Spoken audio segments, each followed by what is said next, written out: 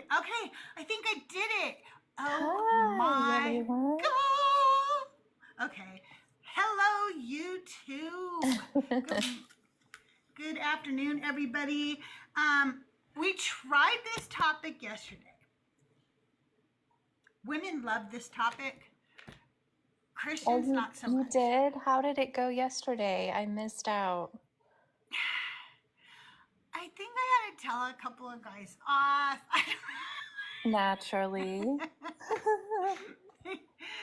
I think I remember that. Like, I don't know. I think we had a few good conversations, but I did get Funny. messages from people who were like, I really like this topic, but because, like, he is so like an abusive ex. If you've ever been in an abusive relationship with a guy, Oh, um, shit. that's how Yahweh is. He treats Israel just the way an abusive man treats his significant other, calling her a whore, telling her, "You will love me. I will make you love me. You don't even Love look me or at another burn. god." How romantic. Yeah, Oh. yeah, exactly. Ew. So it just, yeah, right. So it just reminds me of that, and I don't want to mention that he literally is my abusive ex too, because I loved this Jesus with all my heart, and all along he had told me, all along from the beginning of this story to the end, that as a woman I didn't matter to him. I was a second thought. And just like so many women who stay with men who clearly tell them, I don't love you, you are a second thought, I stayed with him for far longer Ew. than I should. Don't make me do this to you. Joel reads Bible. Get the heck out of here. You're He's supposed right to though. Don't be. make that. That's how Yahweh acts. Don't make me do this to you. Do you see how Yeah. you made me do that? Like, and you hear Christians repeat it when we ask them, why did God do this? They'll go, It's not God, it's us, we're the ones." Mm-hmm. And that's what abuse victims say. They're like, he didn't mean to hit me. If I would have shut my damn mouth, he wouldn't have hit me. Now listen, I'm saying this because I was an abuse victim. I'm not mocking abuse victims, okay? I was one. So I'm telling you, that's what we do. We justify the abuse of these men. Yeah, I think for me, I didn't recognize it as abuse. And it's why my Yeah. parents, like, I made excuses for my parents all the time because I didn't realize. Yep. Yay. God doesn't punish heroes. He's to face the natural consequences of our actions. That's weird because pretty sure in the Bible he punishes lots of people. I don't know. You can come up and talk to us if you want, Johnny. No, don't leave. I can't make up my mind. Joel's supposed to be on vacation, but I like that he's here too. We miss him. Yeah, we sure It's do. been really cute how everybody's been like, oh, we miss Joel. I know, Joel, I actually kind of get sad when you're not around. Like, legitimately, it affects my depression because I realize that I use you and Meza, like your little duo tag team, for a lot of my escapism from all the shit that is going on in the world right now. You guys make me laugh, and I enjoy your relationship with each other. And I like to, take notes so that I can steal your content, and make sure that I do it accurately. So I miss you, friend.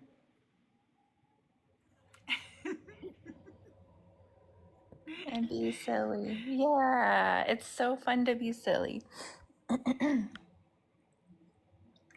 Absolutely. Absolutely.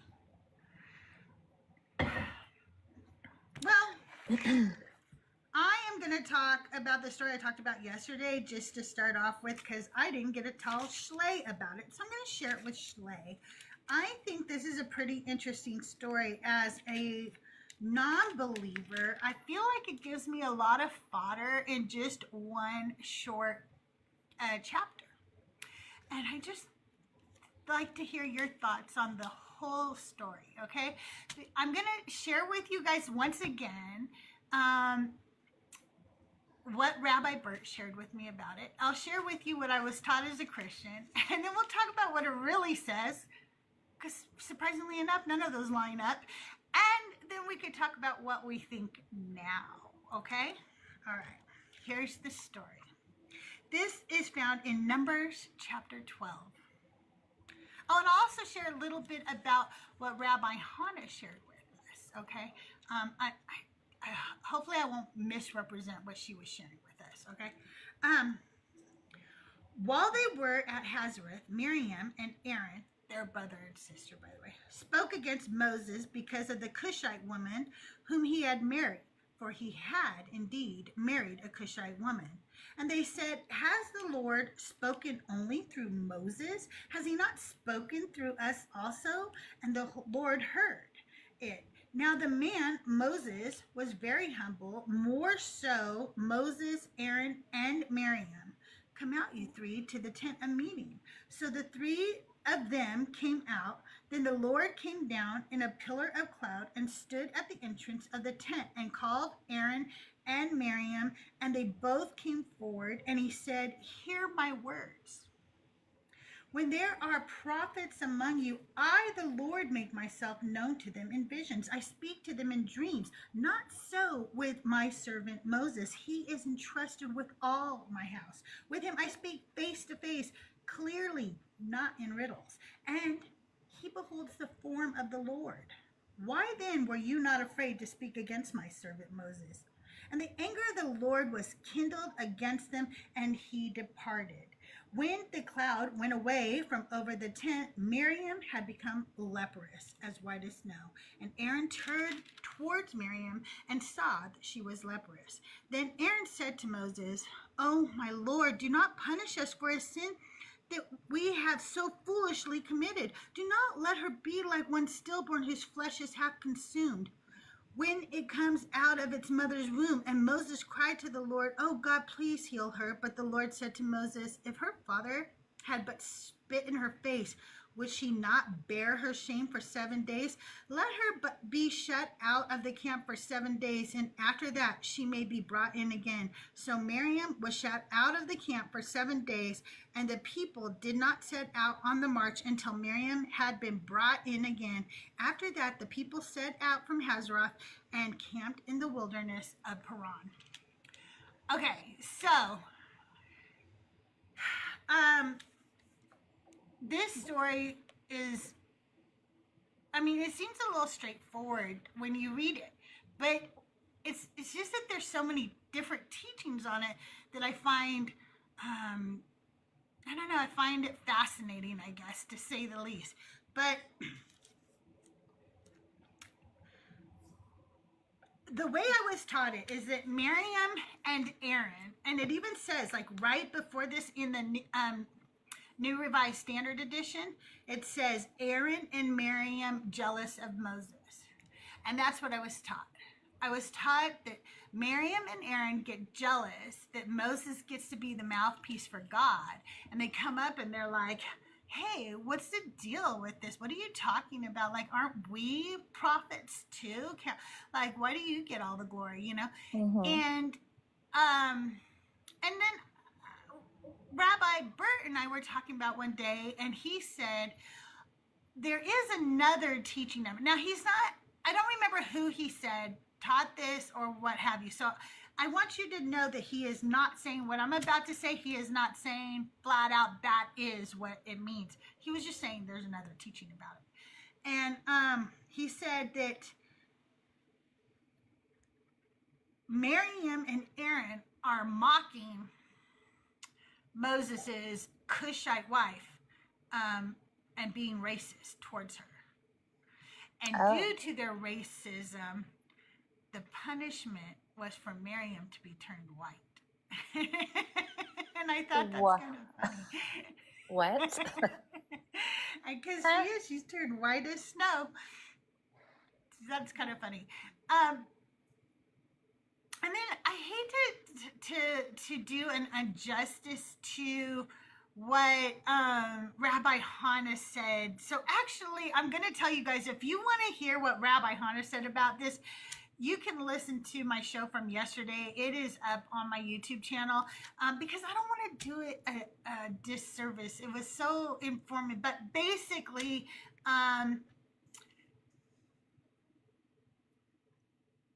she was a priestess. She was supposed to be the mouthpiece. And she's saying that she's actually not talking bad against this Cushite woman. She was standing up for her, saying, aren't we also just like you?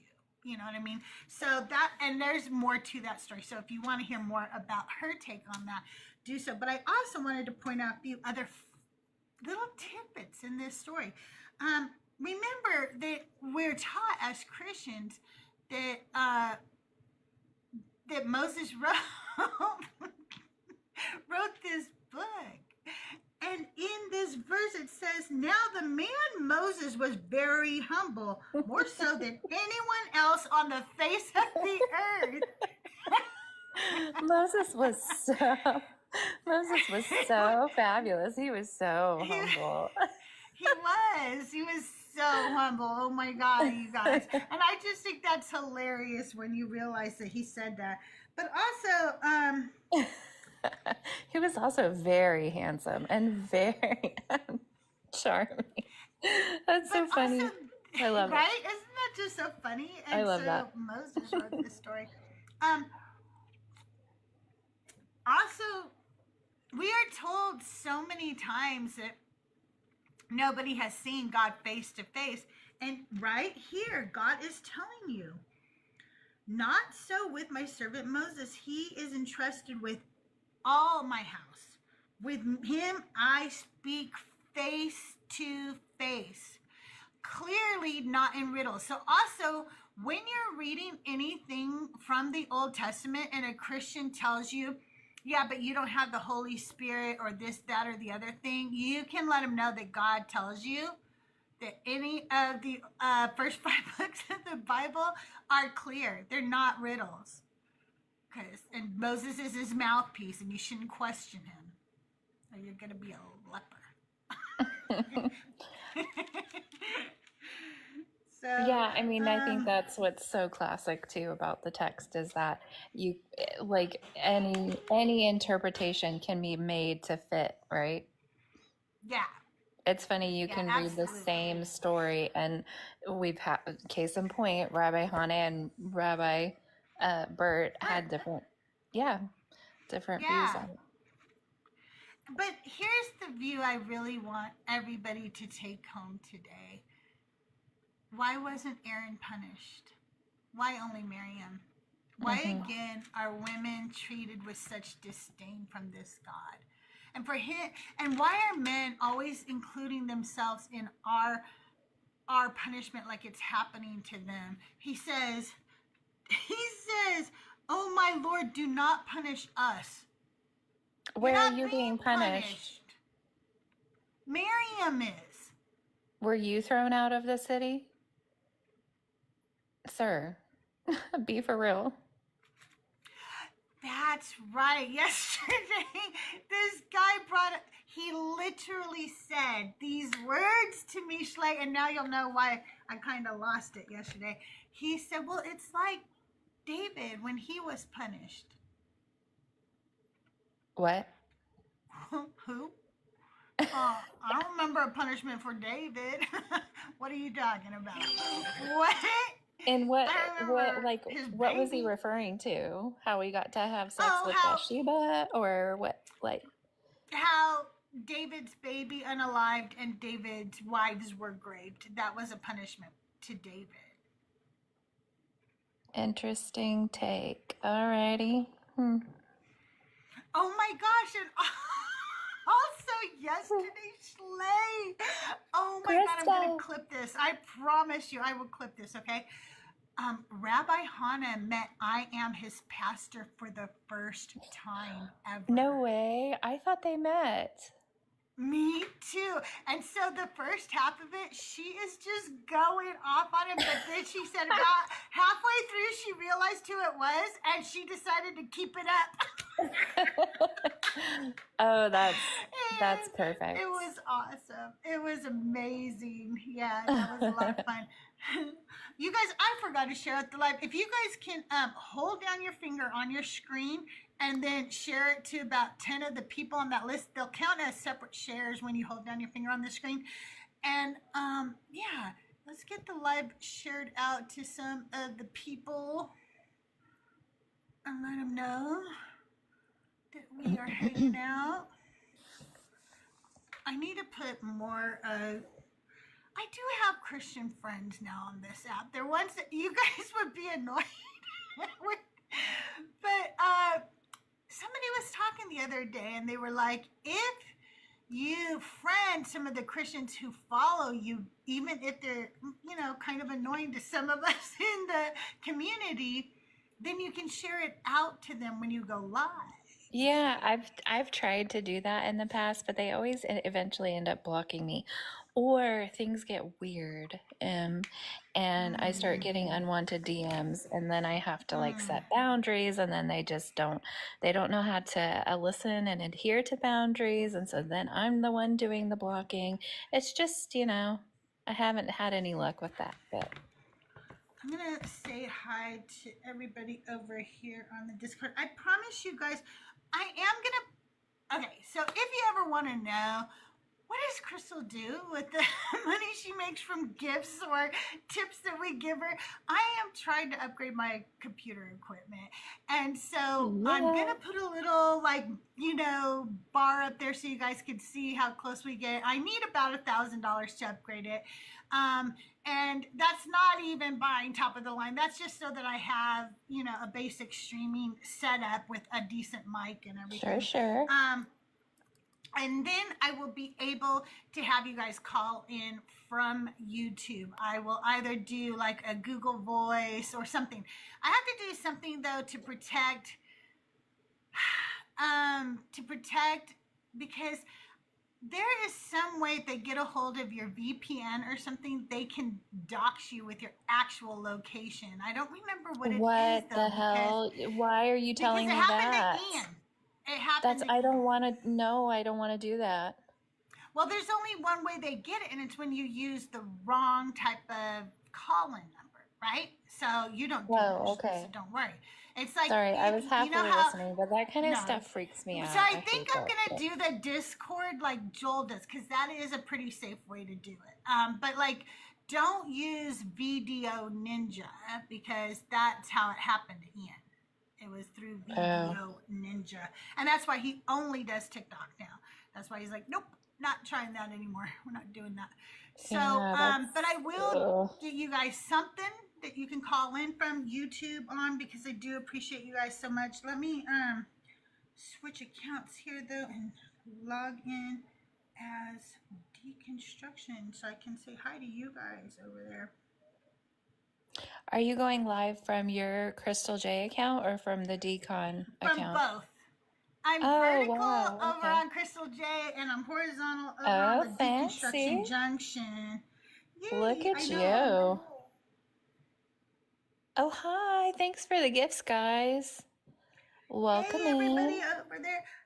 Hi, Otterpop. Hi, Robin. Hi, Lilith. Nightbot. Tahir. Thank you guys for being over on the YouTubes. Let me go ahead and check over on my channel now. Switch back. And if you guys haven't subscribed to my YouTube, please do so. I am trying to get monetized over there. That will also, you know, help me out. So, and it's free to just go hit the subscribe button, you know? Oh, fuck. Asher says, show Joel a rock with googly eyes on it and he'll hiss like a vampire exposed to garlic. That is funny. Yeah, I he's don't want to talk about the cult stuff. I'm already in trouble. Hopefully he hasn't seen any of that. And what maybe he will happened? just not see it. What? Hmm? What? Now I Nothing. need to go look. Which Discord am No, I on? there's nothing. Nothing to look at? All right, you guys.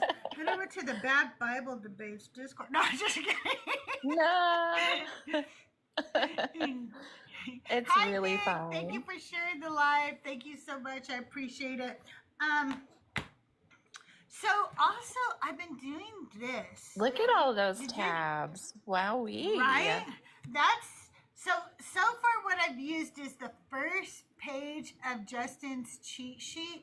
It's called like the horrible bits or something like that. I forget what he calls it.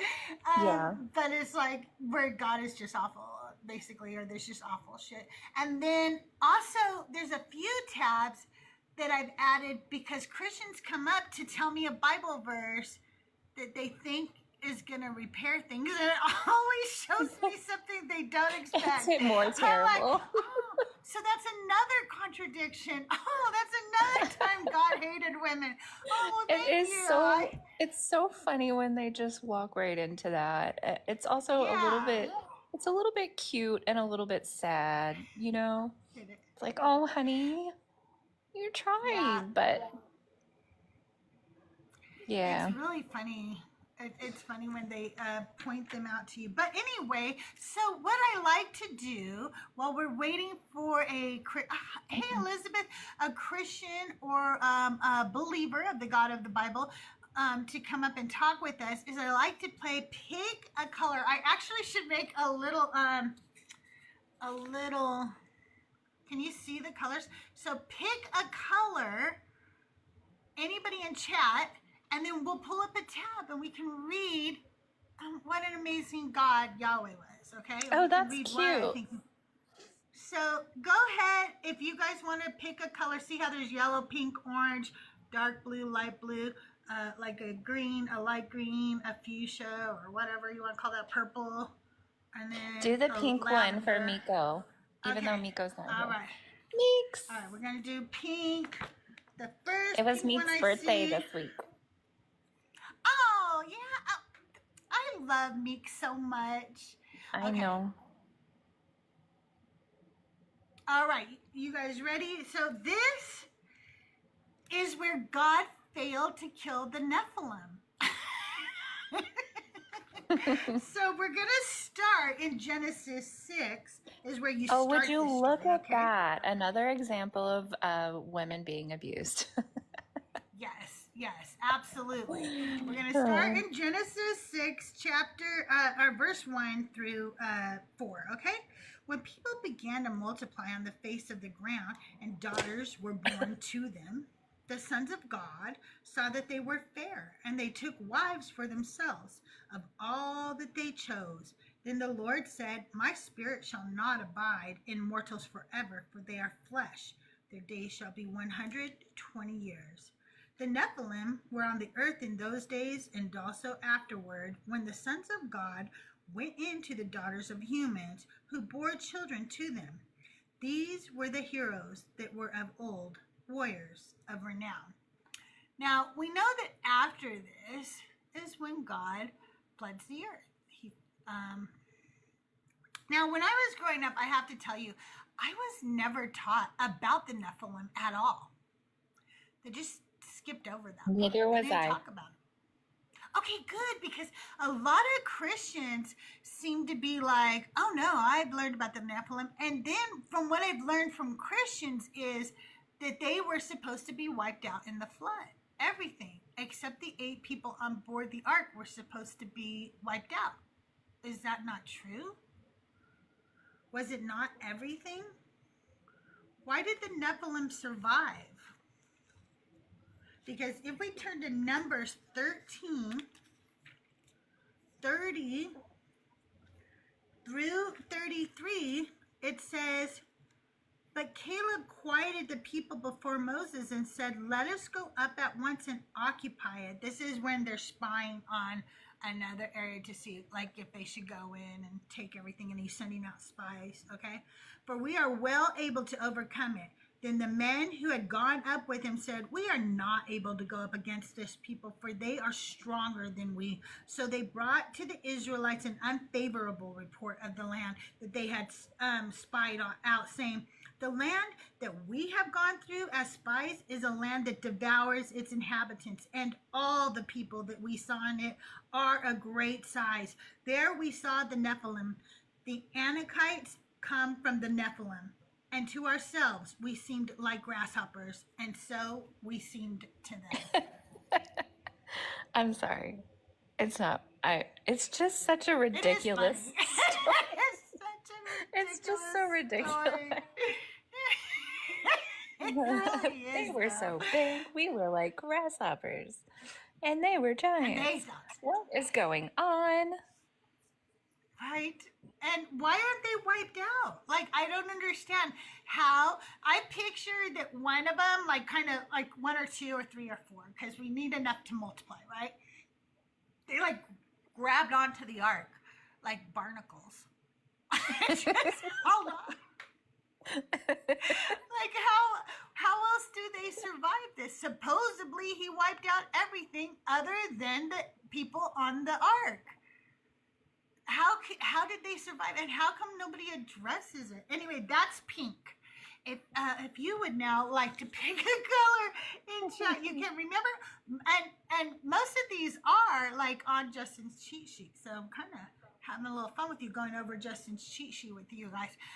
If you want Justin's cheat sheet for yourself, all you have to do is be a paid member on YouTube or a subscriber on TikTok. Obviously, the price of being a super fan on TikTok has gone up, so maybe, try the other way. Just saying. Okay, dark yellow gold. Okay, this one or this one? Are you saying which one? This one or this one? The one on my right or the one on my left?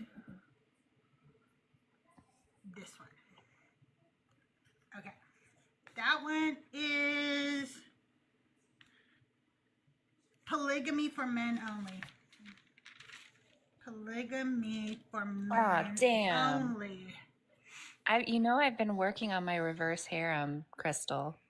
I know. And I'm like your wingman, like clearly. I'm trying to help you with this. We have nefarious ways.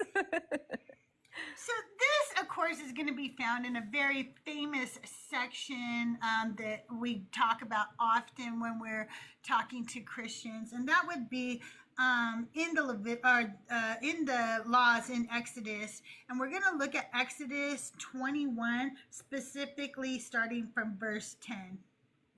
If he takes another wife to himself, he shall not diminish the food, clothing, or marital rights of the first wife.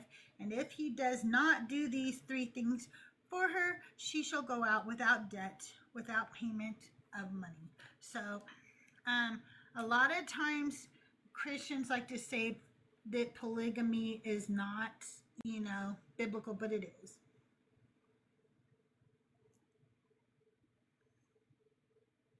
But as you notice, for men only, because women were property, they didn't have any say. So in their lives, they didn't even, they weren't even allowed to have their own vows. If I were to make a vow, and if I was single and I vowed something and my father didn't like the vow that I had made, he could negate it. And once I was married, my husband can negate it. So my words are not even my own. And that's why I got mad yesterday. This guy was like trying to say that like women had autonomy. Like he was trying to say that Bathsheba was not great. Wow. I was getting so mad. I was getting so mad because he was like... Did he have an answer for how she chose that? He says... And what choice she had in the matter? She didn't. it doesn't say grape, then you can't call it grape. If it doesn't say that actual word, even though that word wasn't in the ancient Hebrew vernacular, and so instead they described what grape was, that wasn't good enough for him. I even told him, like, dude, he was if in you the are position of power. Like, in what right, world? In what what does mind? he Like, think that's so sexual frustrating. harassment is?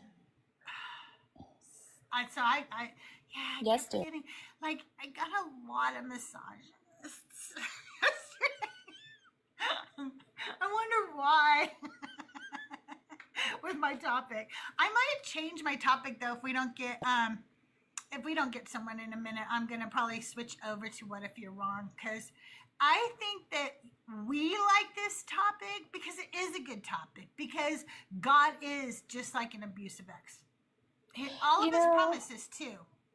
Like, I'll give you anything, Schley. I'll give you anything. Okay, well, this is what I would like. I would like the kids with cancer. Well, I can't do that, babe, but I promise I'll do other stuff, babe. I can help you find your car keys. Okay, babe. Is that good? they're, they're I have a worthless. push start, motherfucker. I don't have to locate them exactly, and that's why push start is the best. That typical Christian, if you want, you can come up and I'll be happy to go over that with you. He does tell you that anything you ask in his name, he will give you in order to glorify the Father. Yeah, just ask Joel Osteen. Yeah.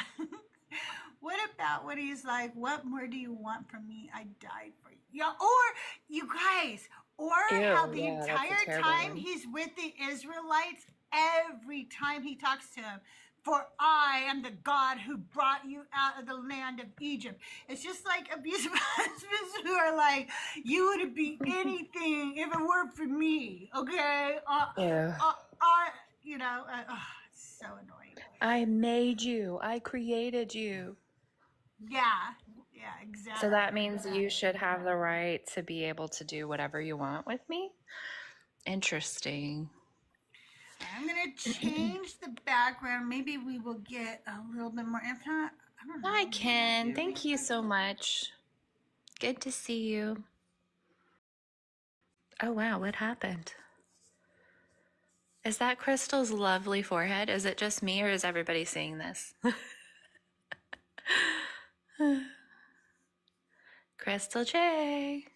Is this how it works when you change a background?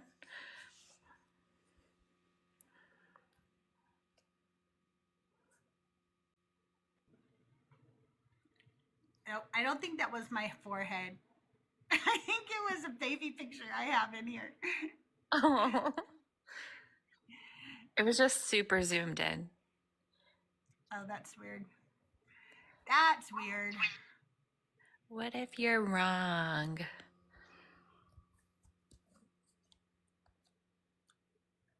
I do read in context. And you don't even know what the word context means. I swear you guys just say that no matter what. No matter what verse I gave you, you would go, read that context. Actually Doug did it to me the other day with a proverb. And I go, babe, it's a proverb. And he goes, what does that mean? I go, the context is that right before that is a different proverb. Like they don't, it's not a story. And he goes, oh, like you're starting to sound like a Christian, dude. It's a proverb. There's no context. They're all individual. It's like a Chinese fortune cookie. That typical Christian, just come up and talk, hang out. We're just talking. It's more fun to talk to you than to chirp in the chat. Like it's just better that way for conversation. It's easier to, hey, furry, sweet, fury, sweet furry.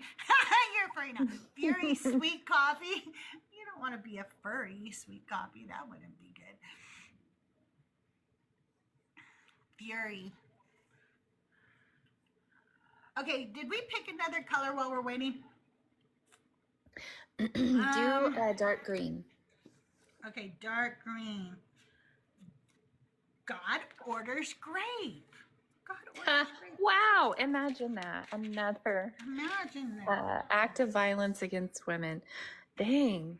I'm surprised we I haven't know. hit on slavery because Bible, it's either the theme of the Bible is slavery or it's hate towards women. Maybe it's both. Yes. It is. Women are definitely slaves. Thanks, Jeb. Okay. We are now in 2 Samuel, and we are in chapter 12. And I'll go ahead and start at verse 7 to make sure we get the context. All right. Nathanael said to David, "You are the man. Thus says the Lord." You are the man. Thus says the Lord. I mean, That is it's really reminiscent funny. of Moses being like, I am. I mean, Moses was, so great. I'm sorry. Nathanael said to David, "You are the man. Thus says the Lord, the God of Israel. I anointed you king over Israel, and I rescued you from the hand of Saul. I gave you your master's house." Okay, now listen why this is great, okay? "I gave you your master's house and your master's wives into your bosom, and gave you the house of Israel and of Judah. And if that had been too little, I would have added much more." So he literally took the wives of the previous king and just gave them to David because they're nothing more than books on a shelf, or, Property. yeah, they're just property. Gross. And he's, I hate "Why it. have you despised the word of the Lord to do what is evil in his sight? You have struck down Uriah the Hittite with the sword, and have taken his wife to be your wife, and have killed him with the sword of the Ammonites. Now, therefore, the sword shall never depart from your house, for you have despised me, and have taken the wife of Uriah the Hittite to be your wife. Thus says the Lord, I will raise up trouble against you from within your own house, and I will take your wives before your eyes and give them to your neighbor, and he shall lie with your wives in the sight of the very sun. For you did it secretly, but I will do this thing before all of Israel and before the sun." What do So you think not her only name does he, was? what do you mean? She doesn't even get a name.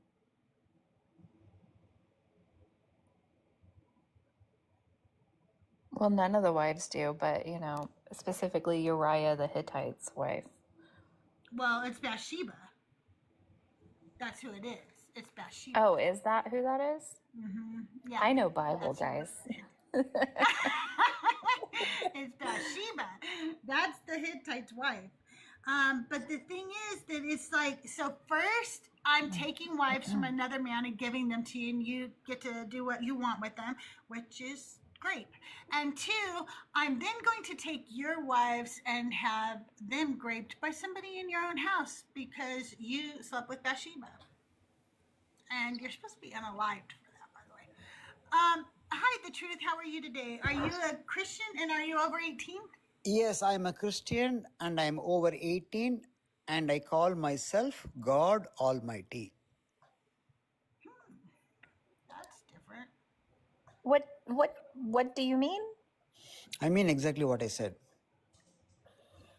Why do you call yourself God Almighty? Because I can love in a way humans cannot love. Why? Because I know how to destroy hate in my heart. Humans don't know how to do that.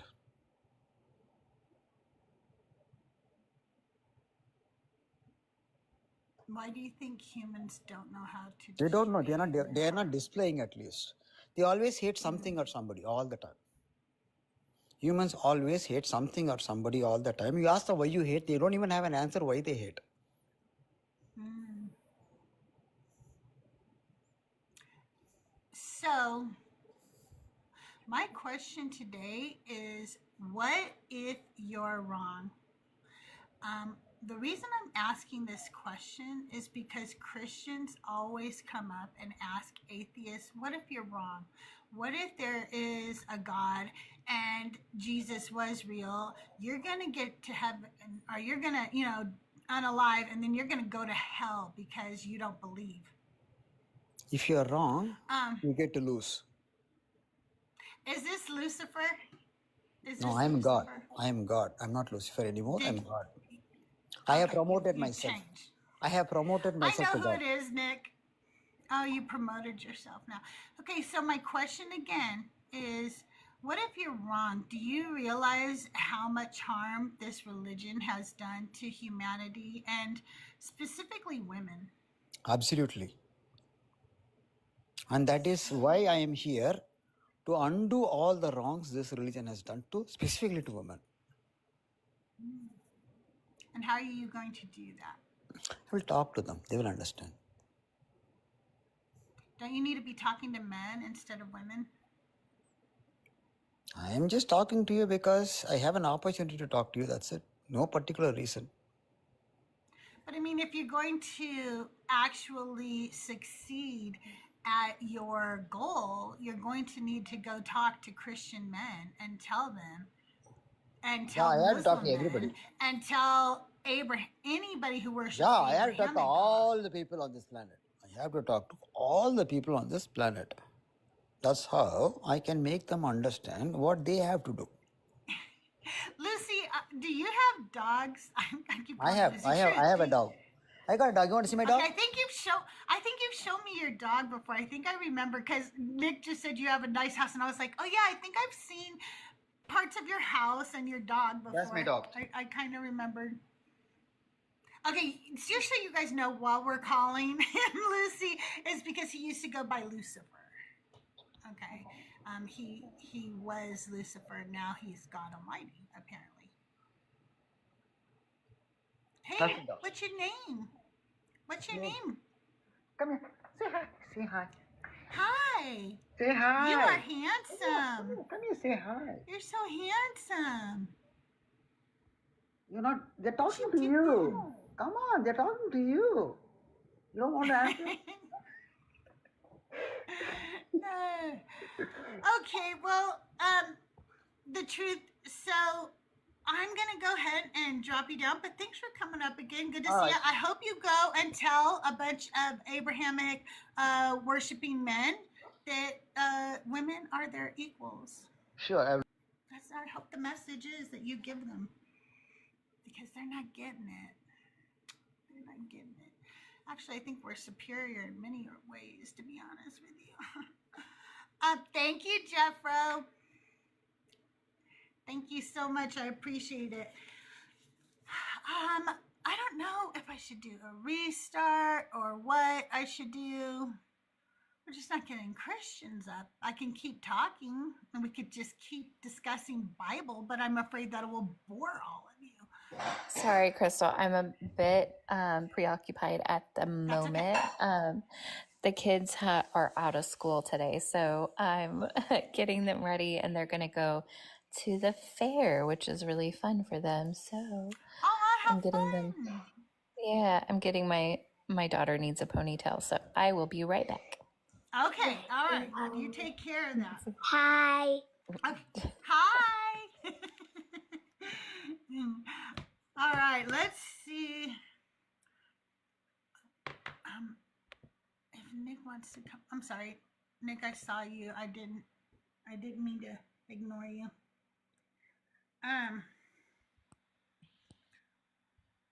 Hi, Holy Gore. Hi, Ashra. Hi, Robert. Yeah, he is my ex. I don't know why you think he's not my ex, but Jesus and Yahweh are my ex. I broke up with them. I said, I sat down the Trinity one day and I was like, listen, guys, here's the thing. I'm just not that into you. That's what I said. That's what I said.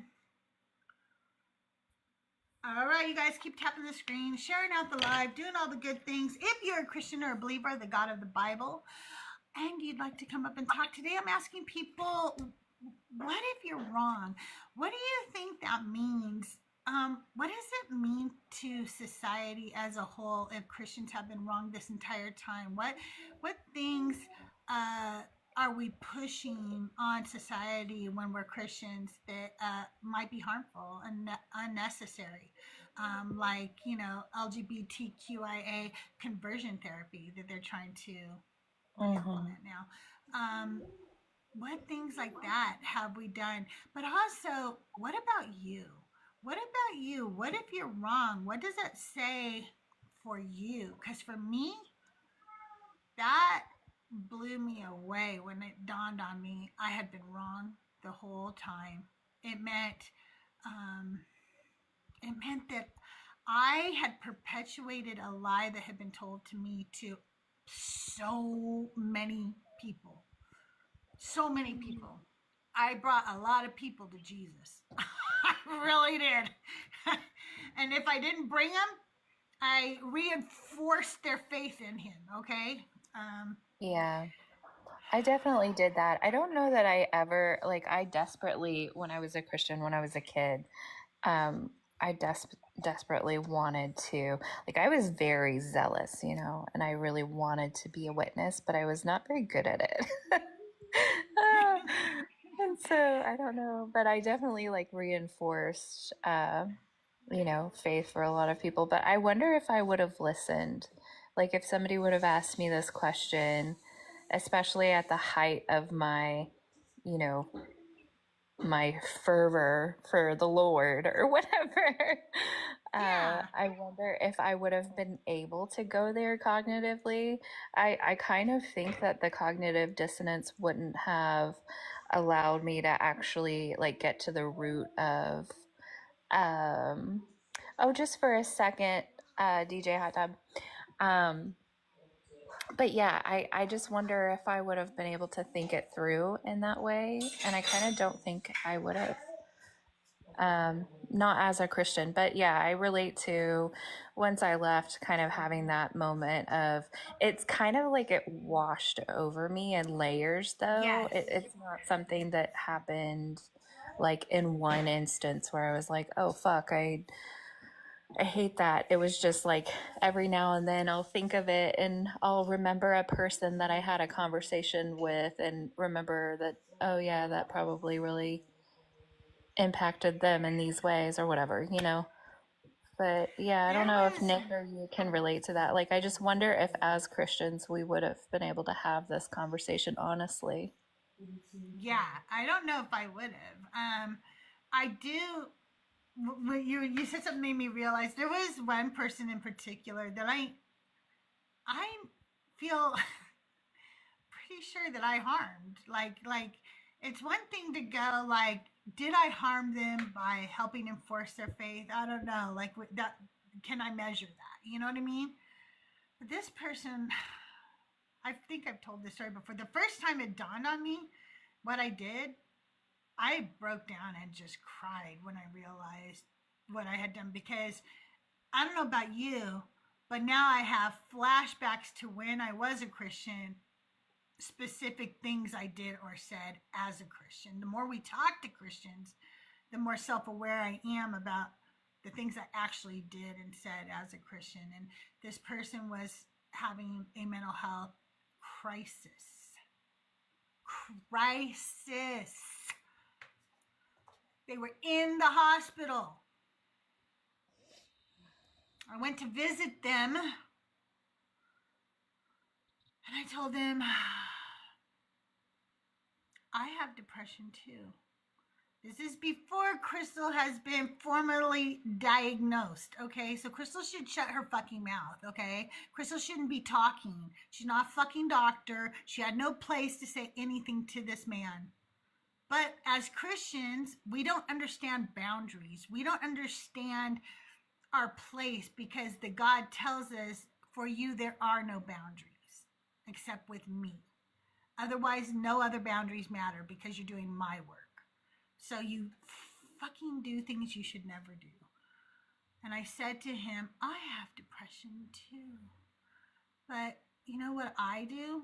I should have shut up. I said, I just get up each day, and no matter how I feel, no matter if there's tears in my eyes, I look in the mirror and I say, this is the day that the Lord hath made. I will rejoice and be glad in it.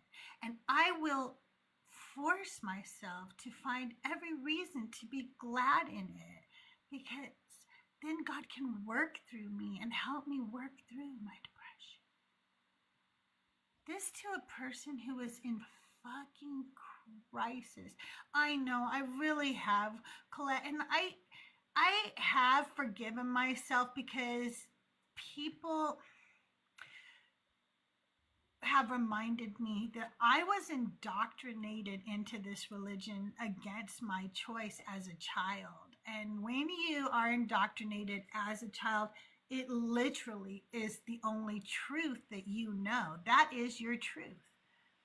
And Well, not only it that, is. Crystal, but I sorry to interrupt, but I just want No, to, you go ahead. I've heard you say this before, and I just want to remind you that you were also in survival mode. You were in a not maybe active crisis, but you were in the long-term, effects of trying to survive your own, and you were using the tools that you had available to you at the time. And you were operating out of a place of care and love with what you knew how. So, you know, You all have so much grace for me, and I appreciate it so much.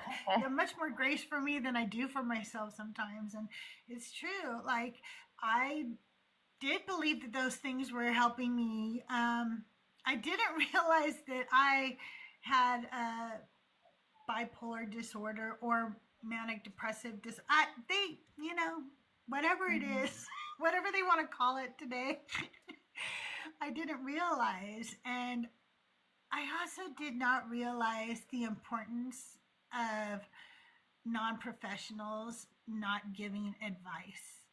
I didn't understand that. It's yeah, something really, that really has taken me important. a long time. Yeah. It's something that I don't know, people do it all the time and we think it's okay, but I have never reached out to anybody again from the church once I left the church. And first, I shouldn't say that I never reached out to anybody from the church once I left the church. I had a few interactions with people from that church, and the interactions solidified why I left. And because I have abandonment issues, which you all know, that's a totally different story for me. Once I cut somebody off, I very seldom, for any reason, even for me to apologize, will ever reconnect with that person once I cut them off. That's just what I do because I'm so like, I'm gonna hurt you before you're gonna hurt me. Okay? I almost That's avoid them just because a lot of the time it's the, hey girl, you want to get coffee? And you know what's coming with that. Yes. And on top of it, when you've been indoctrinated and when you've been around these people for so long, you actually know. Oh, you almost know. I can't, obviously, there's no 100% certainty how they're going to respond. And this person is going to respond like, you should never apologize. You were right. I just gave my life to Jesus and everything came out okay after that. And you were so right. I should just thank the Lord every day. And I don't want to hear that because I wasn't right, because it wasn't okay. I don't want him to make excuses for why what I said was really good for him or something, because it was not. And so I don't want to hear that, and I don't want to hear people pray for me, and I don't want them to beg me to come back to the church because I'm not doing it. So I just cut them off and don't really talk to them. But one person I saw after I left the church, and I was still a Christian when I left the church, and she said, God still loves you. And I was like, what? Why would God stop loving me because I quit going to your church? what does that even mean? Like, what? Did you think I thought God stopped loving me because I quit attending your specific church? Like, what? It was so weird to me, and it just made me cringe after that. I was like, that's It's what they the really tone think. of like pittiness, like they pity you in a like I can hear the tone that you're describing, and it is just so cringy. Yeah. Yeah, and Deborah, don't um I don't believe that we can actually make amends for all the wrongs that we've done to people. And I don't always think that it's the best thing to do to try to make amends. I've done it before with people who are narcissistic. And it is a horrible reaction you get from them when you try to make amends for something you've done wrong. They're like, why did you have to come here and say sorry now? Like, see, if you wouldn't have done it in the first place, and it turns into this thing where it's like, now I really wish I had never said anything to you. So I don't believe it's always the best thing to try to make amends. In my book, there are some people that, let sleeping dogs lie. Hey twin, how are you today? We do not give consent for your tribal cults rituals to be pushed upon us. No, we do not. We do not give consent. Yeah, I like what Sunny said is even if you don't choose him, he still chooses you. I've heard that too, and it is just so.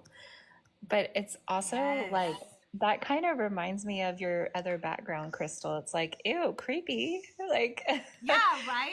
it's giving It is. stalker energy. It is.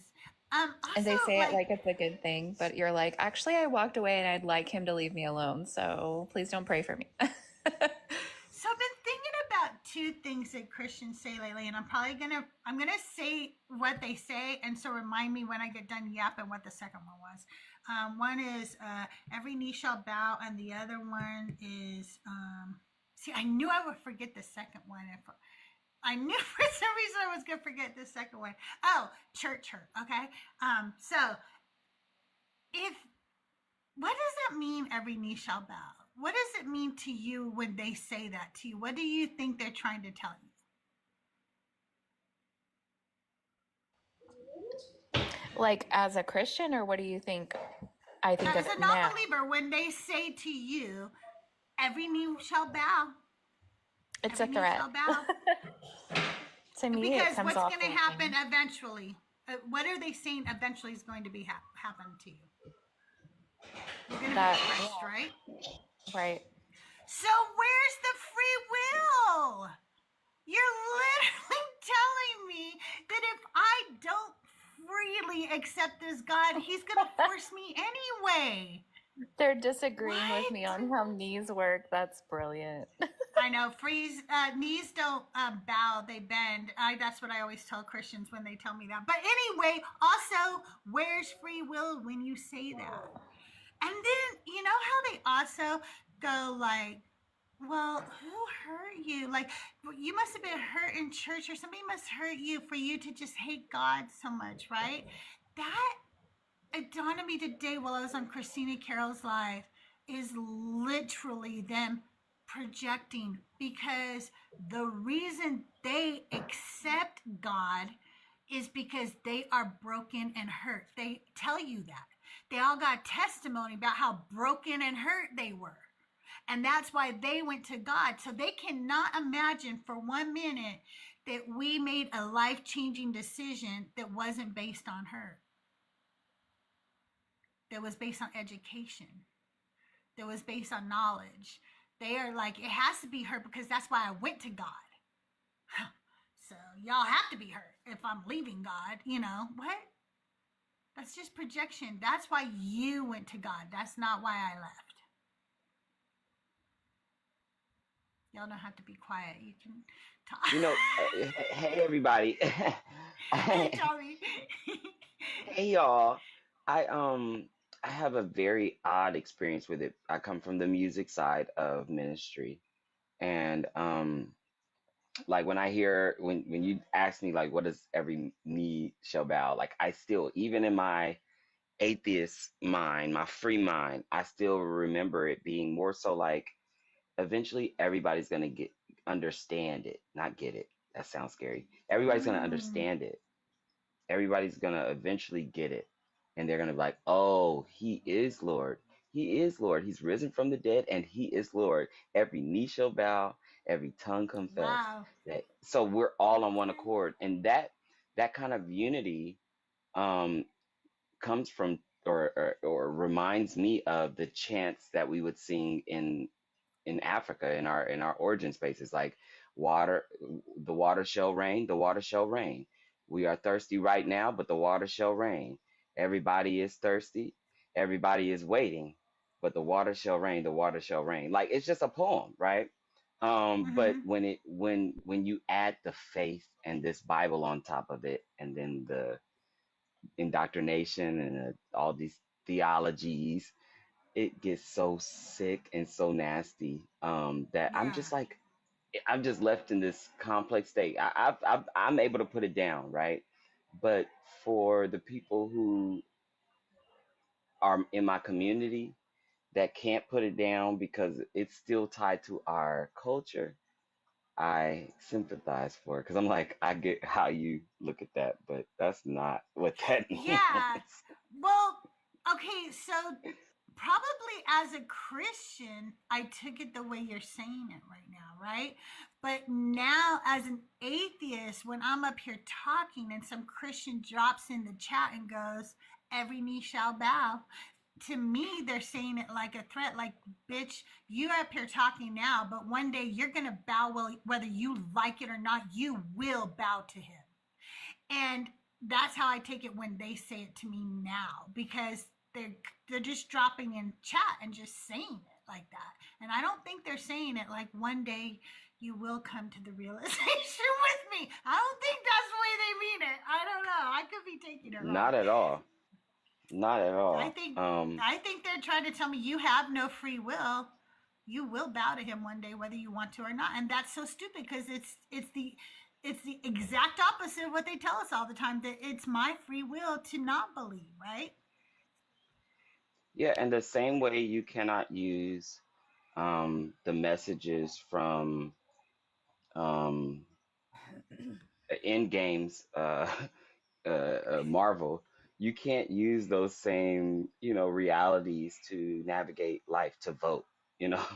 Um, Yes, yes. you could really like the music that I produced for, the movie. That would be great, and I love that you would sing it all day and play it on Spotify. But this cannot be what guides your decision making and your those moments of what is that called? Like I don't know what to do, so let me play Right. some gospel music to help me. No, that's gonna fuck you up because really you listening to war songs and all kind of combative shit that is not really what you think it is. Right, right. I mean, it's true. There are a lot of war songs getting us ready for battle. I didn't even think about that. There, we're always getting ready for battle in those songs, aren't we? we're, we're gonna take on somebody. Well, think about who their target audience is. Hello. Yeah, true. Whoop. Sorry, you guys. I wanted to raise this up a little bit so I'm not covering that up so much. And then I knocked down my ring light. Oh, that's my ring light makes it too heavy. Okay, there we go. Sorry. What's happening now? And then Let is me this a see part what's of going like on around it. it? Is this a part of like the rapture? Like, is there a point where everybody's gonna be like bowed down on knees, I confessing? don't know. I don't know. Is that a part of like the rapture of the end days, Nick? Is there anything No, like that? no. So people, the Christians get raptured. Everybody else gets left behind to have to deal with the Antichrist and his tyranny. And then some, like not everyone, that saw the rapture happen will come to Christ. And if they unalive, well, they will be saved, just they didn't get to go in the rapture, but it doesn't have any connotation to every knee will bow. It's So the whole every knee will bow is disturbing because it's another literally, contradiction. well, in first conversion, like it's like you have no choice but to bow down to our dictator. Like, ugh. So is it supposed to happen then at the second coming? So Yeah, supposedly. that's when the But every no, knee shall bow thing. because you're saying no, because I thought you were saying, Nick, that then even still some will, but there are But others that just everyone. yeah. So that's why I'm saying it's another contradiction in the Bible where somebody's saying that every knee shall bow and every tongue will confess that He is Lord, but it says that even in the end times that some will, but not all will. I don't understand. Like, it just doesn't make any sense at all because why not just do it then? Like, what are we waiting for? Wait, and wait.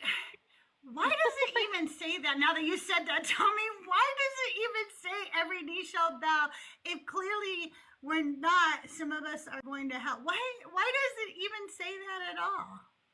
I think somebody is, if I remember correctly, it was just somebody who was glorifying God. I don't think it was something that was quotation mark predicted to happen, but give me a quick second here. Also, like, why are these people so excited for something called the final judgment? That sounds terrible. No, thank you. Final countdown. Oh, I probably will get They think they're saved, so they have nothing to worry about. Oh, good point, Mezzo. Mezzo says that we're getting on our knees in hell for other reasons.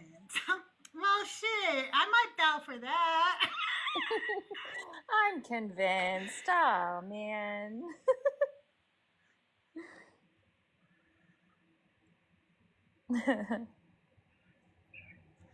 Okay, hang on. I'm looking that up too. I really don't like it when I feel like Mezzo's in my head. But I was gonna say something along those lines. If that's the case, then the people who enjoyed their immoral lives and now they're condemned to hell, right? Then wouldn't they just be enjoying hell? Like, why does it have? Why would they then be like, oh, I should have lived a moral life if they enjoyed it? So this passage is a hymn. It's a hymn, but it's only pertaining to the congregation, not anyone else. Wait, are you saying which passage? Are you talking about Philippians or which passage? Yeah, Philippians. It starts at 2 10 through 9. Yeah. Oh, wow. And yeah, it only has. Okay, wait. Philippians 2, what? Okay. What page are we on? 0 to 12. Oh, did we talk at the same time? I think we did. All right. Where do I find Philippians? In the Bible. Is it near Philemon? I think it's in the New Testament. Ephesians and Galatians. I'm by Colossians. Am I getting closer? Philippians. Okay, Philippians 2. 9 through 12. Roughly. 9 through 12. Let's read this. Okay, let's go back to verse 1, though, just for all of our context lovers out there. We got you, okay? If then there is any encouragement in Christ, any consolation from love, any sharing in the Spirit, any compassion and sympathy, make my joy complete. Be of the same mind, having the same love, being in full accord and of one mind. Do nothing from selfish ambition or conceit, but in humility regard others as better than yourselves. Let each of you look not to your own interests, but to the interest of others. Let the same mind be in you that was in Christ Jesus, who though he was, I'm sorry, God, I can't read today. I'm sorry, who, though he was in the form of God, did not regard equality with God as something to be exploited, but emptied himself, taking the form of a slave, being born in human likeness, and being found in human form, he humbled himself and became obedient to the point of death, even death on a cross. Therefore, God also highly exalted him and gave him the name that is above every name, so that at the name of Jesus, every knee should bend in heaven and on earth and under the earth, and every tongue should confess that Jesus Christ is Lord, to the glory of God the Father. So it doesn't say they will, it says they should. Interesting. And we got to remember that this is a letter to a specific church. Again, we're reading somebody else's mail. This wasn't Right, for but he does say yes, he does say everyone, though. He does say it here, but he says should. He doesn't say will. Yeah, He but says so every tongue, he says, I'm sorry, every knee should bend in heaven and on earth and under the earth. yeah. So he is saying everybody, but he also says should. He doesn't say we will. So we're not going. And Yeah. is And this right, because I am of the sorry, version? Tommy. What the fuck? It says that he came here as a slave. Get the fuck out of here. He was not a slave. What the fuck? No Oh my kidding. God. Hey, what about Isaiah 45:23? What does that one say? It's just a chat GPT said to look that up. Okay. Because I'm like, Isaiah does the 40 wording actually differ? Or is it the same Okay, let's concept? look. Isaiah. Now I got to go to that Old Testament thing. Sorry. I know it's after like the Deuteronical shit. Are we after Samuel and stuff? Where are we, Isaiah? Where are you? You guys, I used to be a good Christian and know all this. I was I about think to say, Isaiah is a pretty isn't it, big book. if you read a different version, would should and shall be something that the Shakespeareans would have been like, oh, let's What say he meant Oh, shall. I'll look that up. I'll look it up. 45. What am I looking at? 45:23. Okay. By myself I have sworn, from my mouth has gone, shall not return. To me every knee shall bow, every tongue shall swear. But it doesn't say what though. To me, so every knee is going to bow to him, and every tongue is going to swear by him. And I think, who is talking here?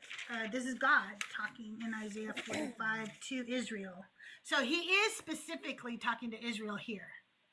He is saying, every one of you all will do this. The remnant of the Okay. nations would summon together and recognize the Lord as the one and only God, in order that it may be saved. Carry about their wooden idols just before Cyrus's conquest of Babylon. The Babylonian king Nabonidus had the images of the Babylonian gods carried from their local shrines to Babylon for safekeeping. Unlike the Lord of the foreign gods did not predict the rise of Cyrus or the fall of Babylon. By myself, God swears by himself, since there is no higher power. All who were incensed against him, all who were hostile to Israel. Idols must be carried by their worshippers, blah, blah, blah, blah, blah. So, yeah, he's talking to Israel. Hey, Fisher, come on up if you want to have the conversation. We'd love to talk to you. I know it feels like loving. We might have a different understanding of the word love and what that means and what that looks like. Most Greek scholars agree that the literal grammar supports the word should in the verse in what you say, Philippians, was in Philippians 2:10 through 11. Yeah. The Greek is should. So it is asserting dominance according to scholarship, the verse is seen as a declaration of power, like saying everyone will eventually acknowledge the king. It asserts dominance rather than proving anything true. Some interpret it as describing how all people eventually confront mortality, humility, or reality itself, not a divine event. For example, every knee shall bow could mean everyone faces forces greater than themselves, death, nature, or the universe. So there's obviously a totally different view, whether you're a Christian or whether you're not a Christian. But the bottom line is that it doesn't say I will. It says I should. Well, and it's a threat. I mean, it's just pretty like flowery words to cover a threat at the end of the day. Yeah, absolutely. Do you know if in the King James version it says like shall or anything? I'm trying to figure out where this songwriter got every knee should. Oh, does it say should? In the New Revised Standard, but I don't think so in the KJV. No, when I've heard it from Christians, it's always they're asserting it as a fact. They never use the word should. They say shall, right? Yeah, S-H-A-L. like it's an inevitability that this is going to happen. They will say will. They'll say every knee will bow. Let's see. But it doesn't say that anywhere.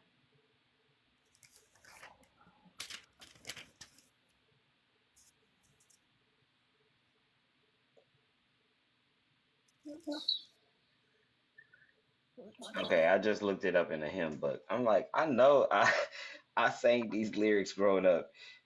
In the hymn book, it's every knee shall bow, every tongue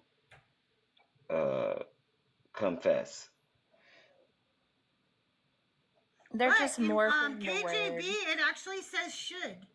It does not say shall or will. It says should. That's so crazy how like music can shape theology. Like people will preach that. People will go and regurgitate song lyrics. Don't got shit to do with their Bible. Ain't never been said in the Bible before. And they will go and proselytize on those ideals that come from song lyrics. Tommy J, people say the lion will lay down with the lamb, and that is from Elvis Presley. That is not biblical. It's the wolf. Okay, sorry, Nick. Go ahead. No, you're fine. You're fine. Romans 14:11. For it is written, "As I live, says the Lord, every knee shall bow to me, and every tongue shall give praise to God." Because they're misquoting, though. But who are they talking to there? And what does it say shall there?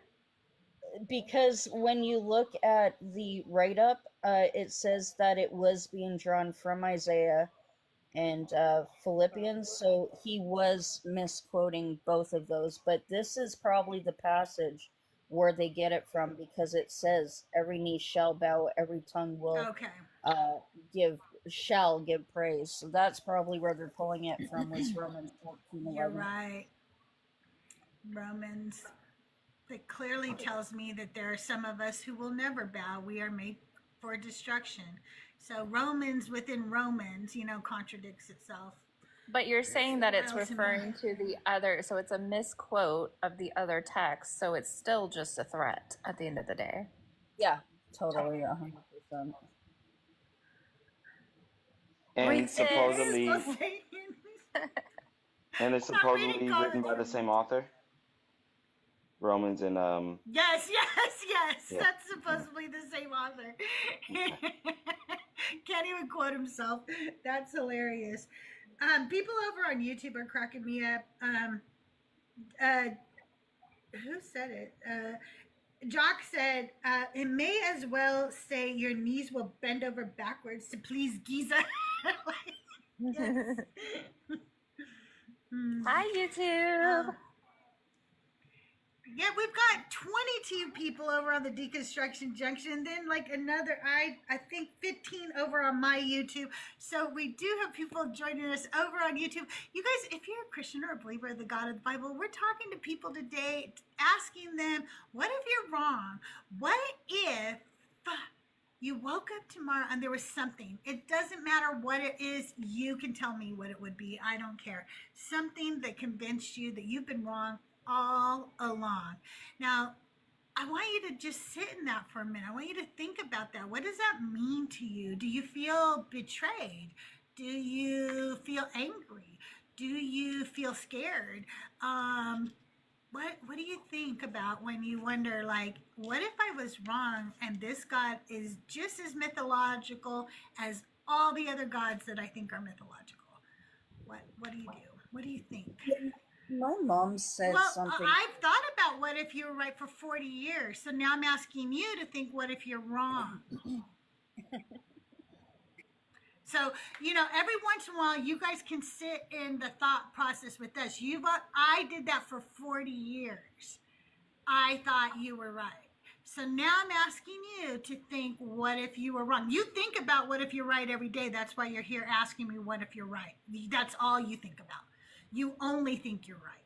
I'm asking you to think, what if you're wrong? A holy unalivement sounds pretty terrifying. So sorry to hear that. And heaven sounds pretty shitty as well. So, but yeah, come up and talk to us. Joshua, it would have been a good life for you, but do you know how many people you probably hurt along the way because of your Christian beliefs? Do you think about that? Do you think about what it's done to society by holding back women in STEM and everywhere else in society? Do you think about how it affected slavery? Do you ever think about that? Do you think about the Spanish Inquisition and the people who were murdered? Do you think about all the women who were burned for being witches that were just women? Do you think about that?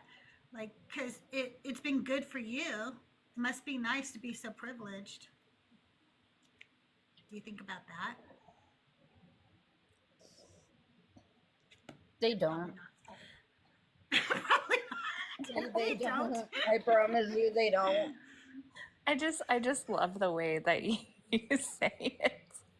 It's just like, Do you think about that? Do you think about that? What do you think about that? I love it. Just wondering, do you think about that? Like, they all, because no matter how many times I ask this question, Christians will not sit with it. Immediately they turn it back around on us. Immediately they go, well, what about if we're right? What about if you're wrong? Honey, I know you ask me that every day. That's why I'm asking you it today. You Queen, that's literally called ask me that every day. cognitive dissonance, just so you know. And Joshua, it is still happening today, and we're seeing it with the Christian nationalist movement in the United States. I'm a Canadian. I'm on the outside looking in, seeing what Christian nationalism is doing in the USA, the policies they're putting out there, the women that are unaliving because of these Christian policies is fucking wild. Okay, it's scary. I'm like literally scared for the. At first, I was laughing, and it's like, okay, I'm not fucking laughing anymore because No, we're women scared. are literally losing their lives at this point. They're, you know, it's really sick what's going on in the USA right now, Joshua. So I'm sorry that you live in this little bubble where you think everything is hunky dory and Christianity isn't. There was just another. What was it? 4 pastors, preachers, priests, slash that were convicted of child SA. Another, 4 more, one after another, and guess what? One of those guys only got 6 months, my guy. Yeah. So I know, don't tell I me know. this isn't still happening. It is. And I'm not a let's see, leftist, my guy. And we're not going to keep talking to Joshua. If he doesn't want to come up, then he doesn't want to talk to us. He wants to talk to us, he can come up, okay? He can comment all he wants, but we're not going to respond because if you've got something to say, come up. I am going to answer Juan's question because he says, what's your belief? Crystal. My belief is that I am an atheist with an I. Um, I tell you guys this all the time. I just don't think that we really have a clear enough definition of what a God is, let alone who God is. No, with an Igatheist. Yes, I am an atheist, but I'm a specific kind of atheist. I'm an atheist. And wait, Mezzo told me the other day that he's a atheist. A what? Atheist. I think, yeah. And he said something like, it's because, like, you know, Oh, I don't remember if he said it. I don't remember why. Like, if we're going to go to hell and do it, or if we're going to run into God one day, but we're going to go, hey. I don't remember the joke. I'm so sorry. I butchered that joke, man, so don't hate me. Oh, my God. Oh, for fuck's Do sakes, you not had hate me me. on Google researching this shit, Crystal. I just came up to tell the joke, but you got it. Oh, tell you it. got Tell it. it. Did No, I you do got it? it. Okay. Was it? When did we say it though? When are we gonna say it? When we're Oh, in hell, because or when we meet God? when people ask, what proof do you need that there actually is a God? Well, if God came down and said, "Hi, I'm real," Mezzo would say, "Hey." Hey. Okay, I couldn't remember for sure, but yeah, I'm a atheist too, and I'm an atheist. With an IG. It just means that I don't think we have a clear enough definition for a God, let alone who God is, that I don't believe in one. If you guys can clearly define it for me, that'd be cool, because nobody's done that yet. Even you Christians don't believe in the same Jesus. Like, y'all tell me all the time that none of you guys are real Christians. Only the one sitting up here talking to me is ever the real Christian. You know? It's just true. Actually, we It's just learned true. this morning that that Xena is the only actual Christian. Mezzo's cat. Oh my God, I did not know that. So Xena's a Christian, huh? I love Xena, her. Warrior Princess? Mm-hmm. I love What? her. Oh, I can change her. I don't know how to say your name, Immers Cummings. Rather live a right life and find out I'm wrong than the opposite, more to lose. But that's not true. You don't know you're living a right life. You only know that you're living what you were told is the right life. You don't know for sure that that's the right God, Pumpkin. You don't know anything about whether that's the right God because you've never investigated the thousands of other gods that have existed throughout time. So you definitely could be living the wrong life and still go to hell. And there's still a lot for you to lose. So that's why Pascal Wagers doesn't work. Pascal's wager says that that there's only two choices, Christian or not Christian. And if you don't believe, you're going to hell. And if you do believe and you find out there is no God, then that's cool. Nothing happens to you. But you don't know that you're following the right God. You could die and find out you're in Muslim hell. You could die and be in some hell you've never even heard of. Miss Cummings, just come up here and talk to us. We would love to have a conversation. Not to derail the convo, but did Jaron send anybody else on this rabbit hole for Richard Carrier? No, what kind of a rabbit hole? But hang on, before you tell me the rabbit hole, Jacob Bacon, welcome back. I know you love Jesus. I know you're never going to be friends with all of us, but that's okay because you're not a real Bacon brother anyway.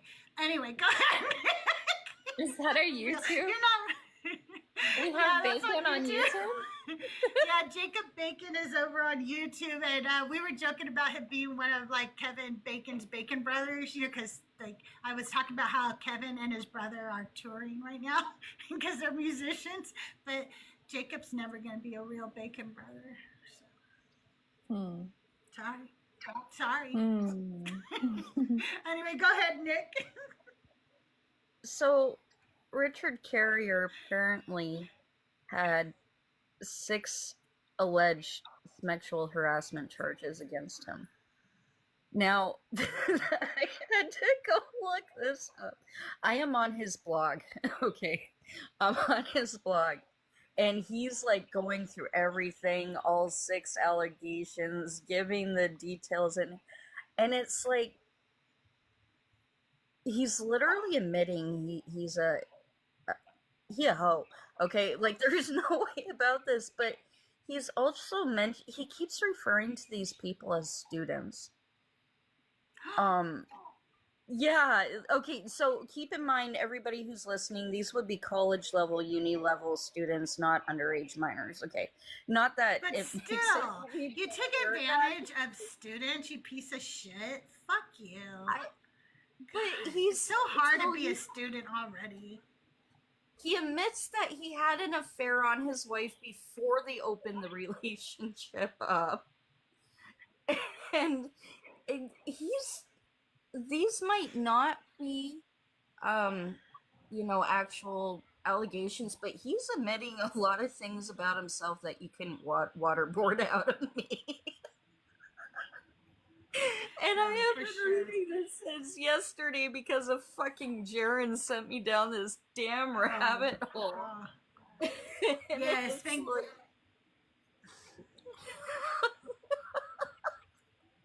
I can't. It's hysterical. If I've got a question. I'll go check it out, maybe, but I don't know. He's just like, I don't know. Somebody who's gonna fucking do that to little college kids. Maybe I don't. He's cringy. He's cringy. Like, that's all I'm gonna say is he's cringy. A Teen Designs over on YouTube says, how do you know that any historic event happened before you were born? Well, we have actual documentations of those events. And you're right. These questions sometimes bug me because if we want to just keep going with it, we get into a philosophical loop of how do you know anything at all is really true, and all I can do is do my best research on any information that's given to me. And so if you tell me that there was a man named Dr. Martin Luther King Jr., and he existed, and he was a civil rights activist, and he was murdered, then I go and look, was there a guy named Dr. Martin Luther King Jr., and what evidence do we have for his existence? Fucking movies, fucking photos, fucking, his fucking relatives still exist? His fucking DNA was passed on? What do you mean, how do I know shit fucking happened? I really hate those questions. It's stupid beyond belief because we have fucking documentation, dude. And nobody sat up here today saying Jesus isn't real, although I have friends who will tell you that he probably wasn't. The question is, what if you're wrong? Why does sitting with that hurt you guys so much? Why can't you stay on topic? Are you kidding me? How do I know shit really happened in history? I don't know, dude. I don't know. How do I know when there's still people with his DNA in their body? How do I know?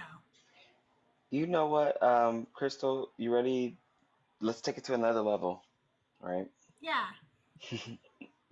Because it's frustrating, like that Yeah. historical evidence that we have, and you would have thought like you learned this in middle school and then in high school, right? To graduate, matriculate. Okay. What bugs me is when people from my community say that slavery was a conspiracy and was propaganda. Oh my God. Right? Okay, right. Now you see what I'm saying? Take it to another level. Now, look, my question I asked them when they say, can you prove to me that it was real. I skip over all the gory evidence because that's traumatic, right? And I don't want to Right. just use that emotional way to get you to believe me. Who won the American Revolutionary War? Who won so that we had a country? How the fuck we had ships? How the fuck we had military uniforms? Cotton, you goofy Yeah. motherfucker, you. You goofy motherfucker, Yeah. you. So it's like you will accept certain parts of history to substantiate reality. Like we won the like we revolted from England, and now we have America because of that war. That what do you say? That Yeah. conflict. The revolution. Yeah. Yeah, the revolution. So you can accept that and live your whole American life, and then tell me that cotton wasn't being picked and it wasn't tax free from 1619 to I'm 18. sorry, It but flips we're my not mind. hiding it. I mean, the people who perpetrated it that look like me, you know, we're It's out not there. hiding it. We say that we did this. We admit this shit. There It's are in the book. plenty of people who look like me who'd like to bring it back, and they're not lying about that either. They tell you. They fucking say it. I don't know why you guys think it didn't exist when nobody's lying about it. What the fuck? Well, there's Like, still are you kidding me? there's still bubbles. Well, and it feels like that, right? It feels like, are you fucking with me? Like, are you being fucking serious? They are very much Yeah. serious, and there are bubbles Damn. in this big ass country that you can exist like that and have that reality. It flips my fucking mind, but that is very possible, and it's very common. I'm finding now that I'm exploring these TikTok worlds that there are these fucking bubbles where people live in these false realities and live whole lives. And that's the kind of shit that for some reason angers me. Like, I'm They just vote. like, They vote. they vote, and to They me, vote. like I know that we tell people all the time that we don't choose what we believe, but in a sense, when you are in cognitive dissonance, aren't you kind of doing that? Aren't you choosing to sit there? Because I gotta be real with you. Sometimes I sit there, like on purpose. Like, I know when I say goodbye to somebody, you know, on this earth, that like I'm never really gonna see them again, you know, like, but I sometimes to deal with my grief pretend like there could be multiverses somewhere we're still, you know, hanging out or whatever, and I choose to sit in that cognitive dissonance. I do not care. Right then, that's what I need to help me, right? Aren't they choosing to like believe that there was no slavery when the whole world is telling them there was? Aren't they choosing that to a degree? Yeah, and there's so many other ways to look at it. I don't know about any other customs or traditions, but the customs and traditions that I come from, I'm taught to believe that my ancestry lives in my DNA. So things that I understand but can't explain, like my inclination toward music or my inclination toward gardening and agriculture, or like my handy around the house abilities to change a light socket or like paint the whole house or something like that. Like I feel inclined to believe I can do something, and that I'm taught to believe that that is because of what lives inside of my DNA.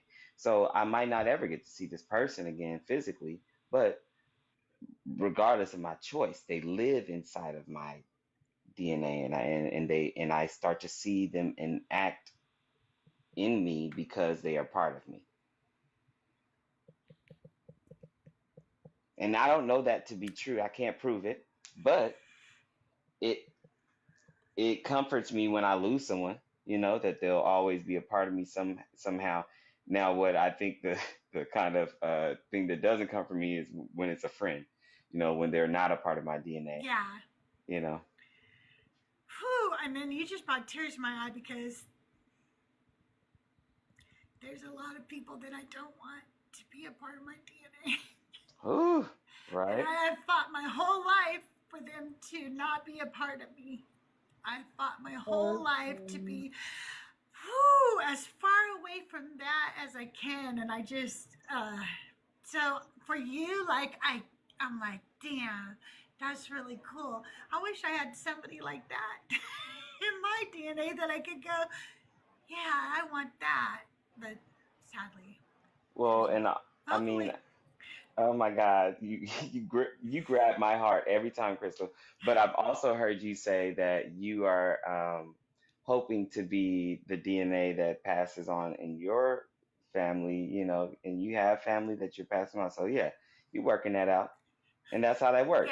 I also have in my DNA very, very things that I don't know about, and that also exist there from before my colonization and all that. So, um, I'm just looking at the beauty of it, of what I'm seeing in Yeah, myself.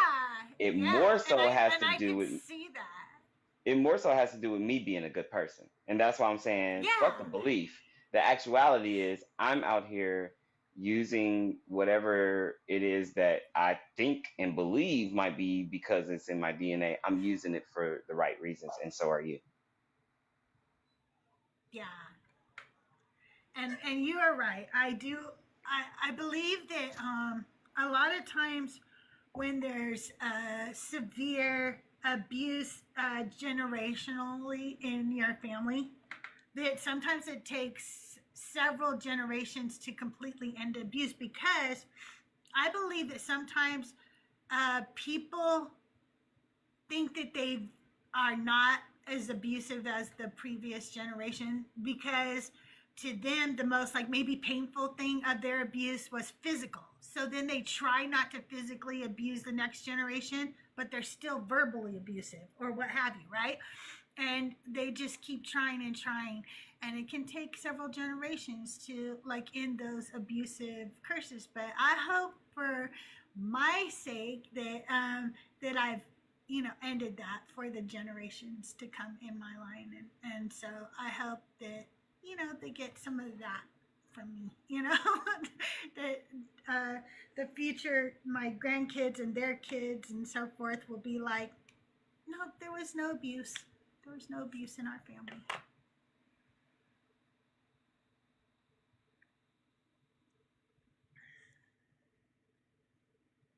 We got a lot of talking going on over on the YouTube in vertical, but I don't know what they're talking about because it's not what we're talking about. They're talking about blood sacrifice, demanding blood sacrifice, animal sacrifice, and everything. What are you guys talking about over there?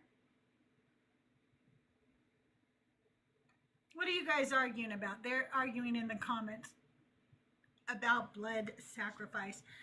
You guys, thank you so much. We're already at almost 100,000 likes. Thank you so much. I'm going to be live for about an hour more. If you want me to stay live for 2 more hours, I have to reach my gift goal within the next hour. Hi, follower of Christ. How are you doing? If you want, you can come up and talk to us. We're talking today about what if you're wrong, if you're a Christian. What does that mean to you? What does it mean to society? What does it mean if you really sit and think about what if you're wrong? Like, it just, for me, woo, it meant a lot of things. It meant I lost my community. It meant I had said some stupid shit to people in my life. It meant that I indoctrinated my children into the same cult that I was indoctrinated into. And it meant that I made my husband get really, really Christian-y when he didn't want to. And then I had to go tell him that I wasn't one anymore. And that was very confusing to him. It meant a lot of man, things. poor Doug. Yeah, poor Doug. When I met him, he was more like just a Christmas and Easter Christian. You know what I'm talking about? Yes, as we do. That's my And drinking buddy. Mm-hmm. Yeah, there you go. He's like, Christmas and Easter, that's all we need. My dad, he would tell me, my dad didn't believe in organized religion. They're just a bunch of money hungry people and everything. And I was like, no, you have to be a Christian. And still he stuck with me for 30 years. Can you imagine that? After making him become a Christian and then telling him I'm not one anymore.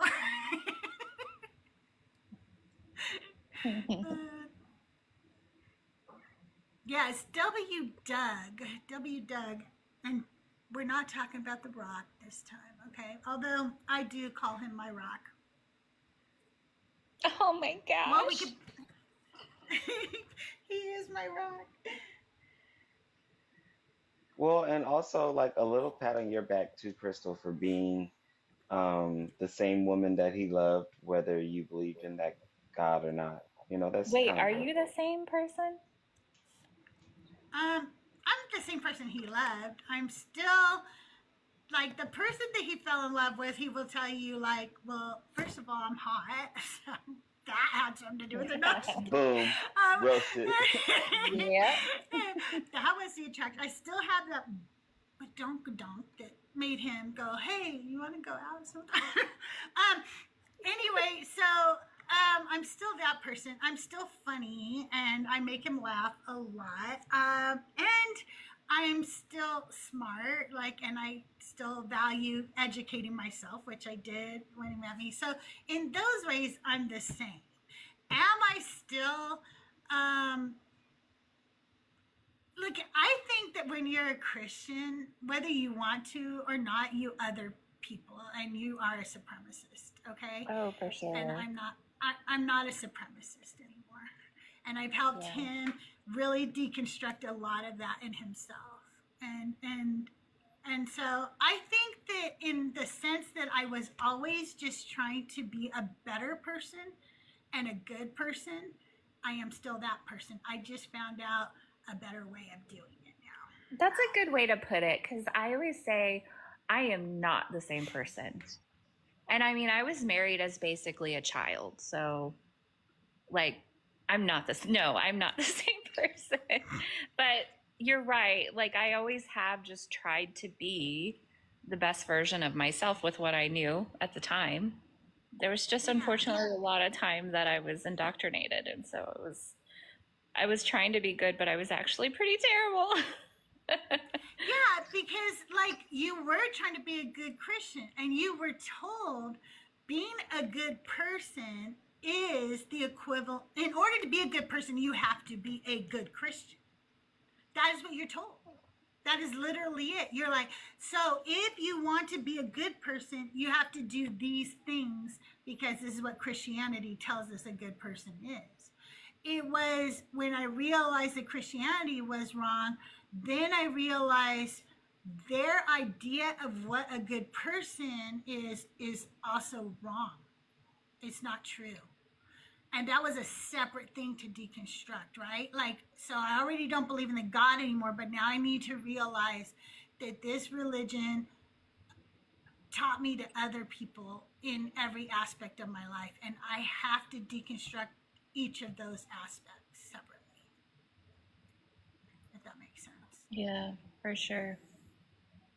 And now I'm a better person and I'm still open to it. Like, I want you guys to know that if you hear me saying something and in any way, like you feel that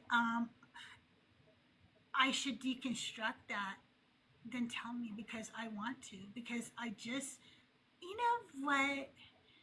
I just feel like I'm a geode, and I just want to be cracked open and see all the crystally goodness that's inside. You know what I mean? Like, I want the hard shell to be cracked open. Yeah. And so, like, and that can take a lot of pressure. It can take water and pressure, all kinds of pressure to crack one of those open and get to the good stuff inside. It's not always comfortable, but I think going through deconstruction really helps you recognize there's, as cliche as it might sound, there's beauty in that pain or that pressure. It was so painful.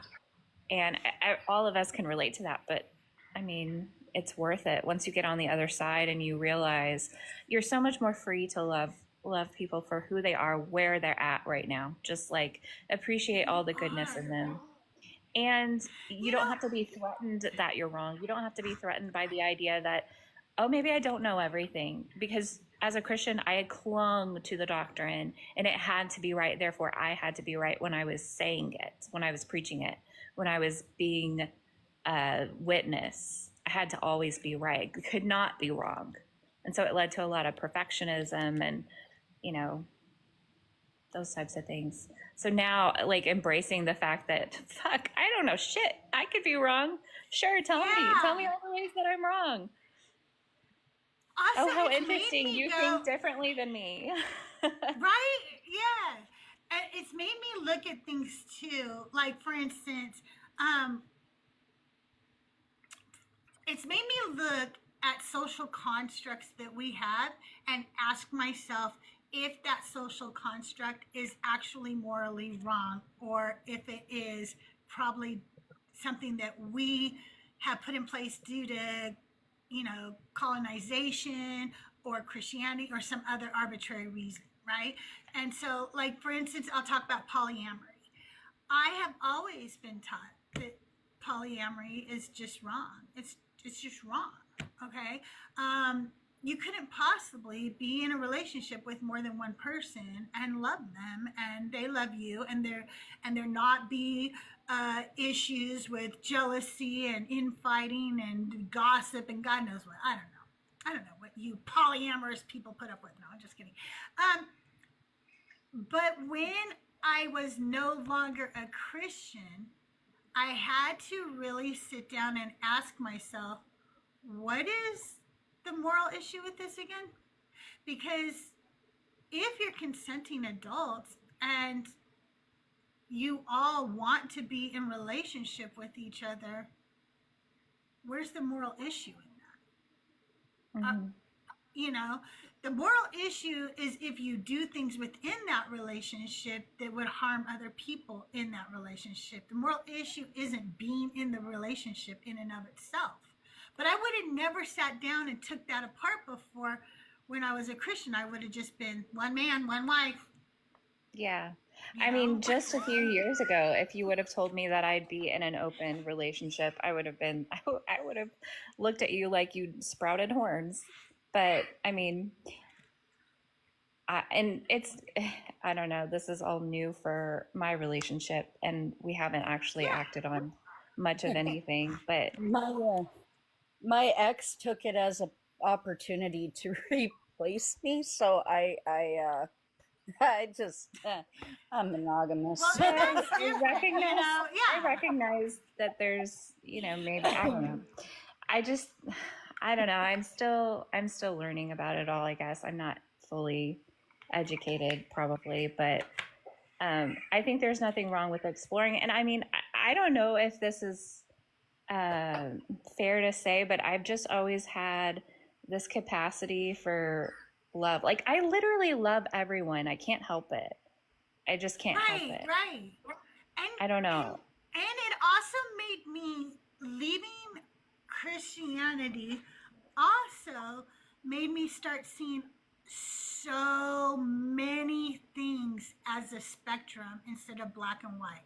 Like, from gender to sexual attraction. I think that we label too much shit. Like, this is what bi means. It means this. I say that only all this, the and time. and I Yes, think you do that, not have that to it, label yeah. yourself before you're ready. Like, Mhm. you don't, nobody, Yeah, and you don't need to demands for a label label, others. so yeah. Either accept the label they give themselves, but you don't have to label them. And I don't know, life is just not so black and white. Love is a spectrum, everything is a spectrum. Like, if you just start seeing things more as a spectrum, you can accept and love yourself more. Like, I've talked about this before too. I don't know if I would be straight if I had not been indoctrinated. And I can honestly say I really don't know, because I'm in a very monogamous relationship with Doug. And so I really don't think about other people, not because I'm just so perfect and monogamous. I just don't. Like, I've been with him for 30 years. I'm not looking to replace him. I'm not going anywhere. And should something happen to my beloved Doug, I've told him before, I'm not replacing him after either. I want to be alone if that happens. I don't need anybody. Just leave me alone. Nobody touch me. Don't look at me. Leave me alone. Yeah, leave me alone. That's fair. But yeah, and so, but if I think about the form of a woman, she is so beautiful, and I find women very attractive. And would I ever have acted on that kind of attraction had I not been indoctrinated into a religion that told me you have to be straight? And you also growing up, people made it always seem like you knew whether you were straight or gay or whatever when you're a child. And I don't know if I knew. I know what I was told, right? I only know what I was told. And I was so indoctrinated that I have no idea where my life would be right now had I been like raised by, secular humanists. And that's such a scary thing to say to children too, because I remember hearing that not as a child, but as like maybe like a teenager, like, well, you always knew what you were when you were, it's like I wasn't even active then. I had no clue about what I was feeling and what my body was doing. Why would I then at that moment know everything for the rest of my entire life? Like, that's so dumb. It is so dumb. It's the same kind of pressure we put on kids in high school to know what career they want to be while they're in high school, okay? And I remember my daughter being paralyzed with this because everybody knew what they wanted to be. Like, they were all telling her, what do you mean you don't know? What do you mean? She was feeling so much pressure. And finally I told her, stop letting everybody else pressure you. Nobody knows what they want to be when they grow up. 95% of those people are going to go to college and switch degrees or never fucking use their degree. They don't know. They think they know. They don't know. Nobody knows. I still don't know what I want to be when I grow up. Exactly. Nobody knows. Stop putting that kind of Just pressure to say on kids. on the whole thing about like, what was it? How did you guys say it? It was like replacing your spouse or whatever. I don't know. I don't see it that way. No, I meant like if he unalives or something, and like people are always like, oh, like, would you remarry? No, it's not gonna happen. I don't even want to date. Don't feel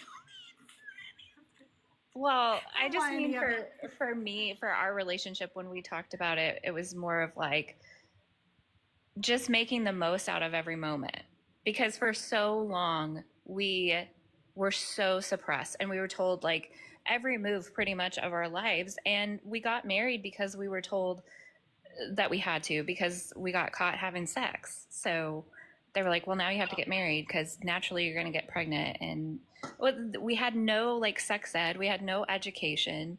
We didn't even know who we were fully or how our bodies worked, like, let alone to be getting married. And so for us in our relationship, that's what it would look like, was just having an honest conversation. And there's a lot of trust and communication in my marriage. So, for us, it wasn't ever about, and we've had that conversation because maybe we are naive. Like, we haven't actually explored any of this. We've just had conversations about it. And I know both of us are like really nervous too. And I think it's just a matter of staying in communication and being honest with each other every step of the way. And, it's not, for us, it was never about like, oh, well, my needs aren't being met, and so I have to replace you.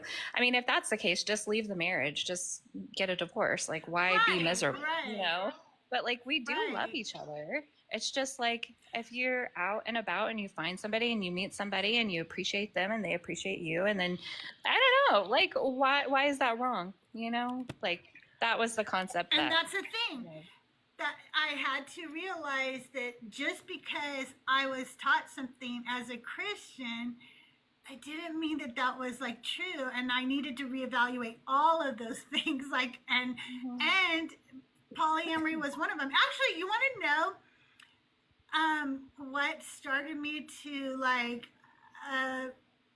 really try to understand polyamory was watching Sister Wives. Because actually, like, if you watch the first seasons and you open yourself up to trying to understand them and where they're at, you know, and everything, in the first seasons, I believe, in Sister Wives, like, they really did love each other. They were trying to build something there. I think that eventually a lot of things got into play that caused a lot of issues with the relationships, but I don't think it's just polyamory in and of itself. Like, you know what I mean? Like, I don't think that that was the downfall. What I saw was that people can come together and love more than one person, and it can be just fine and normal. It doesn't. I don't know. Like, I started I think it realizing that depends. monogamy is not the only way. It just It isn't the depends only on way. personality type too. Like if you're Yeah. naturally a jealous person, like neither one of us are naturally jealous people. We just don't, like, we're genuinely happy when good things happen to even people that we don't necessarily care for or who aren't in our lives anymore. We're like, well, that's good for them. Like we've never been. So for us, you know, I think it's just, you have to evaluate where you're at with it on an individual basis. And if it fits, you know, your personality type. For me, it wouldn't work for me. Probably earlier on in my life, it definitely would have been jealousy, okay? But now it would be like, I already have to like fucking tend to Doug's needs in our relationship. I don't want to tend to somebody else's needs too. Like, I'm too selfish. Like that would, like, I don't want more relationships. Stop trying to be my friend, people. I don't want you. No, I'm just kidding. Maybe I'm just like in a super yeah. horny phase of my life too. That's fair because I'm just like, you get an orgasm, you get an orgasm. Like I want to be happy for everybody in that way. Like, why not? Life is short. Everybody should just fuck, you know? That's it, Tayyir. I don't have the energy for an extra relationship. I only have the energy for Doug, and let's face it, Doug works all day. So you see what I'm saying? Schley just got to follow for me, okay? That's all. Sorry. Slay is amazing, and you guys should all be following each other. Tommy J is my twin, and Tommy J is an amazing musician, and he does great conversations. He's live usually every Friday night, so make sure y'all follow Tommy J. Hey, Zach, good to see you. Thank you for joining. Nick Graves is an academic of the Bible. She has a lot of information about hell and other such things. She is also the one I go to when I have questions about other religions and paganism and so forth. So if you ever need an academic scholar or somebody who knows about paganism, hell, and other such things, Nick is your go-to. And then there's Schley, who is my BFF. I love Schley so much. And she doesn't get to hang out very much because she is in nursing school. She's a mom, and she's just a kick-ass person. So I don't get to spend a lot of time with her, but when I can, she comes up and co-hosts with me. So make sure y'all are following Schley as well. You're in love with Mezzo and Joel, both same. I'm going to be done in 8 weeks, Crystal. And I should have my RN by then. And then on to the next thing, but hopefully I'll have a little bit more time. That's huge. You said RN? Yes, yes. That's the top one, right? That's after CN, right? Well, there's still NP, which I'm like, if I don't get a job, I don't want to talk about it. Congratulations. That's a huge accomplishment. Yeah, it's been hard. School is hard. I reinvented myself. I did hair for 12 years. hair and makeup. I did like a lot of weddings and photo shoots, that kind of thing. And then my kids stopped needing me as much. And I was like, you know what? Let me pick the hardest undergraduate degree ever and just go for that. And that's where I'm at. But yeah, I Okay, kind of guys, love it. Yeah. Look up, Crystal, look up. I am. Oh, look up. What? I was like, look up what? Damn. What verse? What verse? Look on the screen. Up on the screen. I am on Top the screen. What am I looking at? Top Oh, left she's corner. looking 100K. Is that what you're? Oh, Yes. yay, awesome. Thank you. I'm like looking up what? What? Thank you, 100,000. Thank you so much, everybody. You guys are amazing. I was like, are we looking up Okay. a verse or? That was kind of know. revenge for making me Google search what's his Oh, atheism. yeah, that's my revenge. That's That's so funny. Got her. Trust me, I was about to look it up too when he put it, because he also put it in chat and he spelled it like, kind of HAE, or something, like he spelled it kind of weird, like not hey, So I was like, what is this? He goes, there's so many nuances. So I was like, oh, is this like a nuance atheism that I don't know about? What? Are we talking about Mezzo's atheism thing still? Yes. Okay. Yes. Gotcha. Yes. I was a little. When I tell you someone that I've never met before and I already can't stand, Mezzo. I can't fucking stand him. And I'm sure I would adore being in his presence, but I know I already can't stand him. He's so fucking quick. Because he's always gonna have you like, oh, like, is he talking about something new and like that I haven't tapped into what? yet? And then he's like, yeah, and then you end up he's drawn a That's picture the fun of it. You have to do that. Okay, here's my Mezzo story. You guys are this. I even went in and told my daughter as soon as it happened. Mezzo was seriously threatened the other night on live. Okay, like I have heard people give threats before, and I'm not even gonna repeat. I what was this person fuming. said. Oh my gosh. It was so fucking vile and scary. Not gonna lie, scary. Like it was.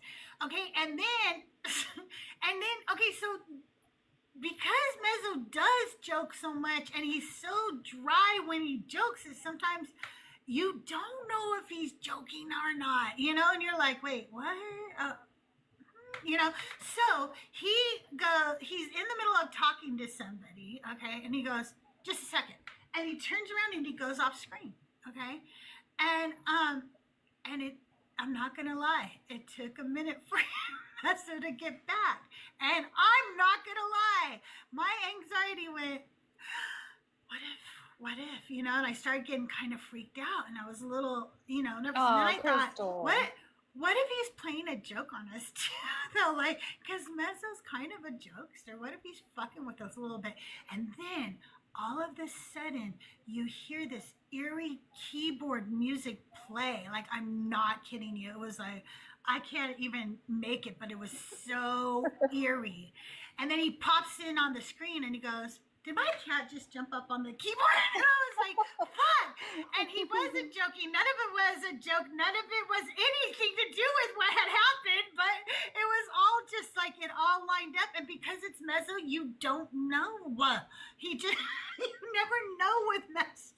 You're not living So in I reality get it. anymore. You're not living in reality. It's Mezzo's reality. It is. It's the He's Mezzo in square it. for sure. The Mezzoverse. Yes, for sure. Was it the Lord? It was this cat jumped up on the keyboard for real, and he had run off to go check his kids because they were sick. And so they had a high fever. So he was like dealing with the kids, and it just all kind of like fell into place. But because it's Mezzo, my mind was like, is he fucking with us right now? Is he, and then if you say Mezzo's name too many times when you're live, Joel Reed's Bible pops up. It's so weird. Did you guys just see it pop in the room? Yes, they are cool dudes. They are. Hey, Dr. Babu, how are you today? You guys, I'm going to be live for about 35 more minutes. I wish I had some Christians or believers to talk to me. I've had a lot in the chat today, but not a lot come up to talk to me. So if you want to come up and talk, we're just talking about what if you're wrong. I just want to know, like, do you ever think about that? Also, speaking of what if you're wrong, as a Christian, what do you do when you have a crisis of faith? How do you deal with that? I kind of want to know that too. Because as a Christian, I turn to apologetics. That's what I did. Hey, Dr. Babu, how are you today? Good. How are you doing today? I have to Hey, drop. Nick. Oh, okay, Nick. Yeah, I gotta go do the shower thing and then the productive grocery shop thing, and I have to go pretend to be an adult. Ooh, shower. Have fun. Ugh, probably not. But, See, Shlay, that's why you gotta follow. Talk about some have fun in the shower. You gotta talk crazy, girl. You crazy. Oh my gosh. I love you, Nick. Have a good day. Bye. Honestly, Crystal, they do have doubts, and this is why they live like atheists, right? They live like atheists. They don't want to admit it. They do the same thing we do. They cook their chicken to 165 degrees. They wait on Thanksgiving for the little thermometer to pop out. They look both ways for to cross the street. So this stuff is just a coping mechanism. They know, and if they go beyond that, then you know what we call it. We call it a psychosis. So they know. They know. They don't fully believe this stuff. It's an ignorancy placeholder or it's a coping mechanism. I think they know they're wrong. Not all of them, though. Not all of them. But I'd say a good majority of them know that this deity doesn't really exist. Because I think that I kind of knew, I really feel like, that since I was a child and I heard this story, the emperor's new clothes, I remember thinking, what if that's what all this is? It's just the emperor's new clothes. You guys know the story I'm talking about, right? It is, though. You're right. I mean, that's a great example. I've got to continue believing because everybody else does. Right. I'll be ostracized. I'll be ostracized if I don't, if I admit I don't believe anymore. And plus, there's also there's so many firewalls to this religion. One of them being ostracized, but one of them is fear too, right? What if I'm wrong about being wrong? Then I got to deal with this deity, right? Yeah. It's just much more comfy and cozy to stay where you're at in your little bubble of belief and nonsense. Yeah, and to be honest, though, guys, as a psychologist, it's not so bad to use this as a coping mechanism in an area where you're kind of using this as a cast over your traumas, and you have such a deficit of quality of life that this is actually helping you to cope with this. This is why you know me, Crystal. I don't like to take away people's faith if it's going to leave a void. I don't want to do that. Yeah. Right. I've always thought that way as well. And tell me if I'm wrong here, but as we move into more of an authoritarian situation, at least in my geographical location, I'm losing more and more patience for that. Like, fucking take it away. Let's yank the shit out, uproot it. I'm sick of it. Because I don't care if you need your security blanket anymore when it is actively causing so much harm. I agree. This is why actually I'm an anti-theist when it comes to some of these, especially dealing with children, right? Just do not tell children that this deity's watching out for them, because you know why? Because they will go into dark places thinking this imaginary friend is going to help them. And it's setting them up for failure. You should make your children aware. Teach them awareness that, if someone wants you to leave other people's eyes, they don't want other adults seeing what's going to happen, don't go there. Don't follow them in. And this is why I say too, guys, I'm not 100% sure if I'm accurate on this, but I do know that 70% of these things happen in churches. Now, the reason is, I think, this is my personal opinion, I don't think it's that the church is filled with 3POs. I think it just sets up an environment for a 3PO to kind of Right. just do what they want to do. Because, I've actually heard parents say that ask me, hey, Dr. John, is it wrong for me to drop my kids off at church and then go do something because I feel safe that they're okay there? Yeah, it's wrong, because they're not safe there. They're not really safe anywhere if they're not going to be watched, if other people are not going to be watching, because everybody there in that church, most of them think that they're safe there because it's God's house. But it happens there most of the time. Yep. Absolutely. And I feel so guilty about that because I've told people this story. My summertime babysitter was Vacation Bible School for my kids. We went around because in the town we lived in, there would be a different one every week at a different church. So it would be 2 or 3 hours every day that I would have the house to myself because my kids would all be at Vacation Bible School. So I would take them. And then one day when I was taking one, my daughter started to scream and cry as we pulled up into the driveway of one of the churches. And immediately I thought, did somebody fucking touch my kid, But I didn't think of that before I dropped them off, did I? No, because I thought, oh, they're safe, they're in a church. Crystal, twin, I'm a Cancer too. I can't. I tear up every time you tear up. Stop it. That is. Yeah. Oh my goodness. And I think what I was gonna say in response to what Shay was saying earlier, like I didn't have a terrible experience in the church, and so when I look back on some of like the things that I learned and the time that I spent there, it was just a waste of time for me. However, now as a very mature, very proud Black man, the ideologies that can allow you to cope with your past isn't going to be acceptable for right now. So I don't need my auntie who suffered through the 80s D-rug epidemic, right? Who now has turned her life back over to Christ, right? And she in church now and D-rug free and all that, but it's hinged on Jesus. So now whatever that pastor up there tells you, you just as a slave to that preacher that you were to that D-rug now. And I don't know if that can stay. I think that has to be purged.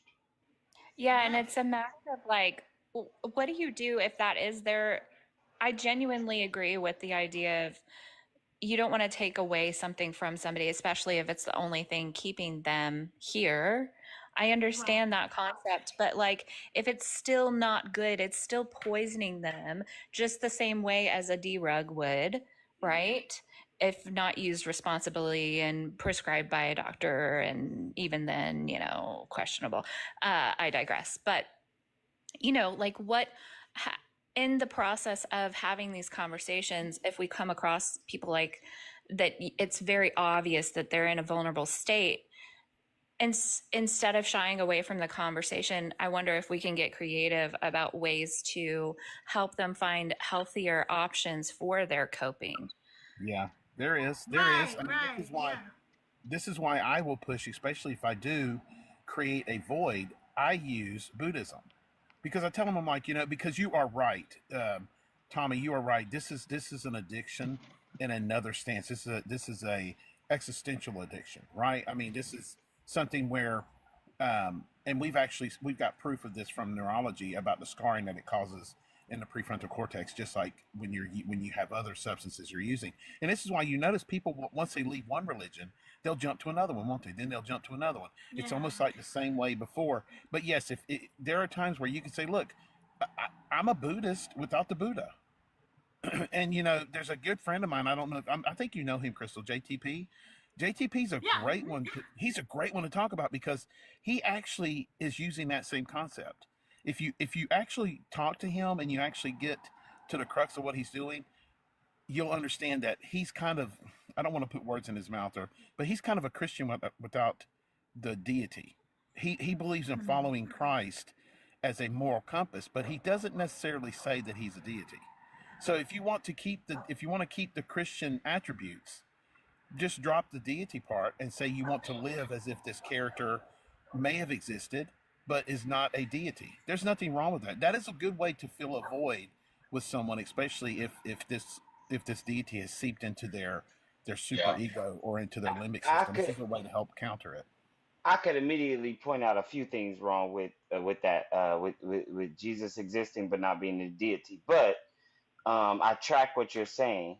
That last part, I feel like I could definitely point out some problematic things about believing. Of course there is. Yeah, of course there is. But I mean, but you're dealing in. I don't want to really hurt anybody's feelings, but you're dealing in someone's individual delusions, right?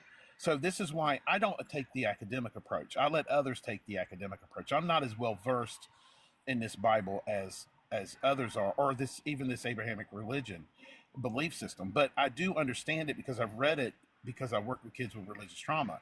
But it's what their delusion says, right? I mean, there's really, correct me if I'm wrong, you guys that are more scholars than I am in this literature, but there's really no concept of hell either, right? So, but some people believe that there's an eternal hell waiting for people, for them to burn forever. In the New Testament, there is. In the New Testament, there definitely is, like, I mean, there's a concept of it, yes, for sure. It's just not very clear exactly what it is. We've got conflicting ideas depending on the denomination of what hell even is, and there are some sects of Christianity that even say that there is no hell. There's that all shall be saved. There's a book by David Bentley Hart, and he talks about the fact that all will be redeemed. This is a legitimate Christian denomination that would say that hell doesn't exist the way that modern Christianity has defined it. Well, So, Zach, what about something we know, right? I mean, forgive me, guys. Again, but the concept that Lucifer was created to make fun of the Babylonian king, right? Lucifer as a deity never existed, right, Zach? Or am I wrong? Well, there's that's complicated. Yeah, I do. Yes. There's a concept of Satan. But yeah, the name Lucifer, I believe, was tied to something about that with the Babylonian king. I'm actually rusty on that. I was just talking to somebody about that, though. And I think the concept you're talking about the Lucifer, king of Tyre? Yeah, right. Yeah, the king of Tyre. But we know, right? But I've never been a believer, but we know that was not meant to explain that Lucifer fell from heaven, blah, blah, blah, blah, blah. But there are people who believe that, right? So I will go actually swim a little bit in their delusions with them and explain to them how that concept is it's not moral, it's not mentally healthy to think this way, even though the Bible does not state that stuff is real. But in their minds, it is. So I go on the basis of the delusion of the individual, if that makes sense.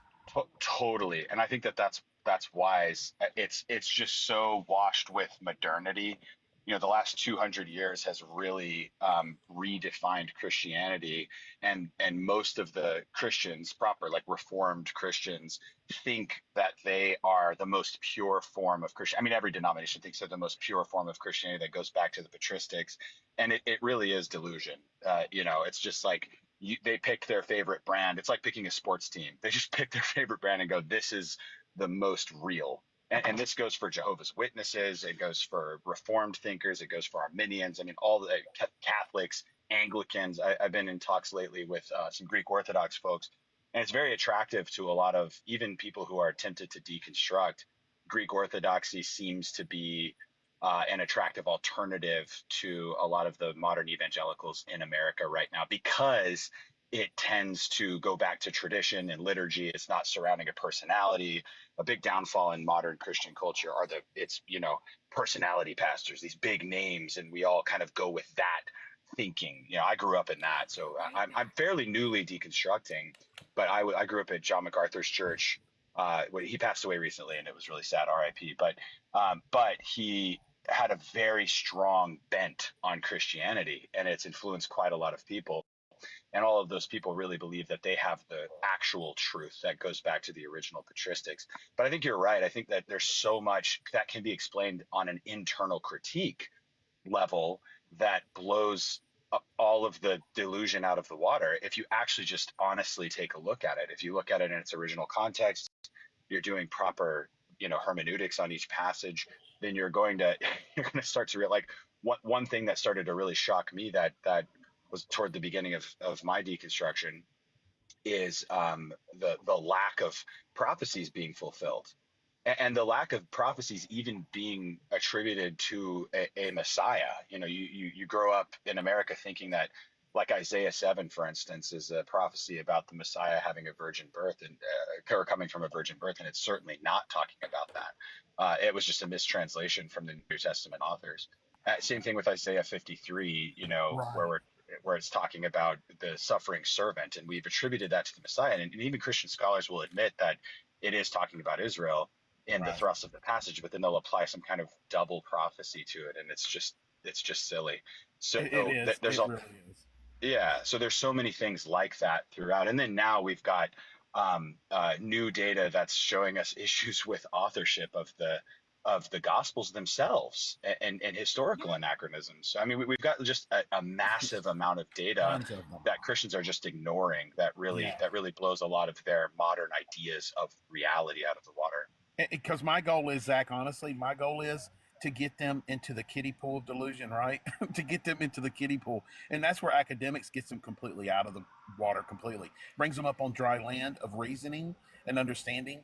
But the best I can do, because I'm not as versed in this, is to tackle the part of the mental health aspects of believing in this, such as believing that Jesus was a good moral standard, which he's not. Because to tell people that you're to forgive someone 7 times, 77 times, and then, and I always say, well, would you have me prescribe that to a child that's been acted on, that's been essayed, to go and forgive this person that's done this to them 7 times, 77 times? And then they'll say, this is where the academics come in. Well, we're not supposed to pray and forgive as God does. Don't do that, because in the Lord's Prayer it says, forgive us our trespasses as we forgive those who trespass against us. You are to Right. forgive just as God does. So that will carry them maybe all the way completely out. But to be honest with you, and Crystal, I think you probably know this. I think I've said this to you before, but God is just an ever-receding pocket of ignorance. So as long as you have ignorance in someone, they're going to try to find a deity, because look at society as a norm. Look at it. We would rather, as a society, believe in conspiracy theories than say we don't know something, and that's the Right. danger. It's true. Well, and it comes back to And the quote that you were talking about. Yeah. And I just wonder, like, part of my approach when I get the opportunity, which is rare, but I like to turn it back inward of they're looking outward for this thing to fulfill or fill this void that they think or perceive that they have, and that they can't measure up and they're not good enough. And so they need this thing to help come alongside and make them worthy or make them this or that. And I like to remind them that if just imagine with me for a minute that God isn't real, it's been you the entire time. You are fully capable of, you are just enough. You are worthy, you are enough, and you are whole just as you are. And you've been doing all of these things in and of So your good. own accord. And I don't know if That's that's so good. No, that's That well said. resonates deeply with me. It's an Go ahead, ignorancy placeholder, as I call it. God is just an ignorancy placeholder. It's until science comes along with something better for these individuals. This is why they believe. I mean, Yes, I know it's funny, but That's it's true. great. Because That's That's why. great. That's why Mezzo and Joel call everything the God of the Gapes, because God and the they say gaps. gapes on Gapes. purpose. They say it on purpose because there's like these gaping holes, and you keep shoving God into all of them instead of like trying to find, the real answer. But back to what you said about forgiving like that, and that is so harmful, Dr. Babu. And it was something that I was told as a child, and because I was abused as a child, I believe that being told that very thing is what caused me to go into another relationship with, when I became an adult, that was abusive. Because I'm taught that you just forgive these people and you just pray for them, and because of that, it makes you a This victim. It just makes you a victim. That's exactly right. This was one of the most destructive things for me as well. I ended up with struggling with some serious mental health things and completely paralyzed in my life. I became obese and self-abusive and lots of things because I was just living for other people. And it was abusive relationships that cared nothing for me. And I thought that I had to continue to forgive them, continue to keep them in my life. And it wasn't until an outside source, and somebody who was not a Christian, saying, "Hey, Zach, you don't have to live for these other people." And just hearing that, like that there was permission because I trusted this person, was so relieving. And then when I began doing that, the last, 6, 7 years of my life, I just said 6, 7, I realized, well, we don't have 12-year-olds in here, so we're good. But I have kids, so they always call me when I say that. In that time frame of my life, I've been able to completely turn it around. I began to take care of myself. I began to actually pursue something that I want to do. I'm now a full-time actor and voice actor, supporting my family with that. And I began to take a deconstruction process. This is my friend just- Zach. You guys should all follow him. Oh, thank you. He's amazing. Honestly, so kind of you. Zach, I followed you before I found out you were famous. So Well, I'm not really famous. You're a voice I'm actor. working on it, and thank you. That's so kind of you. It was the narrative that you're speaking about is why I followed you, because I think you're right. But here's the thing too: you have to remember that along with what you were talking about, Zach, I'm not speaking to you when I say this or anyone on the panel. Just want everybody to understand that. But when you think sin. When you think of sin, and I think of it as an emotional language that you continue to speak to get your needs met, and this deity is your scapegoat, you keep getting forgiven for these emotional languages you speak, then guess what? You're not going to find a reason to correct these emotional languages that you are speaking, because you're going to get forgiveness. And also you have to remember too that when you're dealing with this kind of religion, and you're dealing with the delusional aspect of it, then you're really trapped within your own matrix, your own echo chamber. And I say this loosely, guys, please understand it. I'm not speaking for psychology when I say this, and I'm speaking of this colloquially because there's no proof behind it. But I really believe religion causes a learning disability because of what Crystal said earlier. When you have the gap filled, why would you want to find out what else is going on? Why would you want to learn more when this God? Of course, you want to prove yourself right. It's an emotion. Yeah, I think it takes away critical. No problem. I really think it takes away from critical thinking. It's one of the reasons why I've had to backpedal. My oldest is now 14. And so I didn't begin to start thinking critically about these things until, whatever it was, 6 years ago.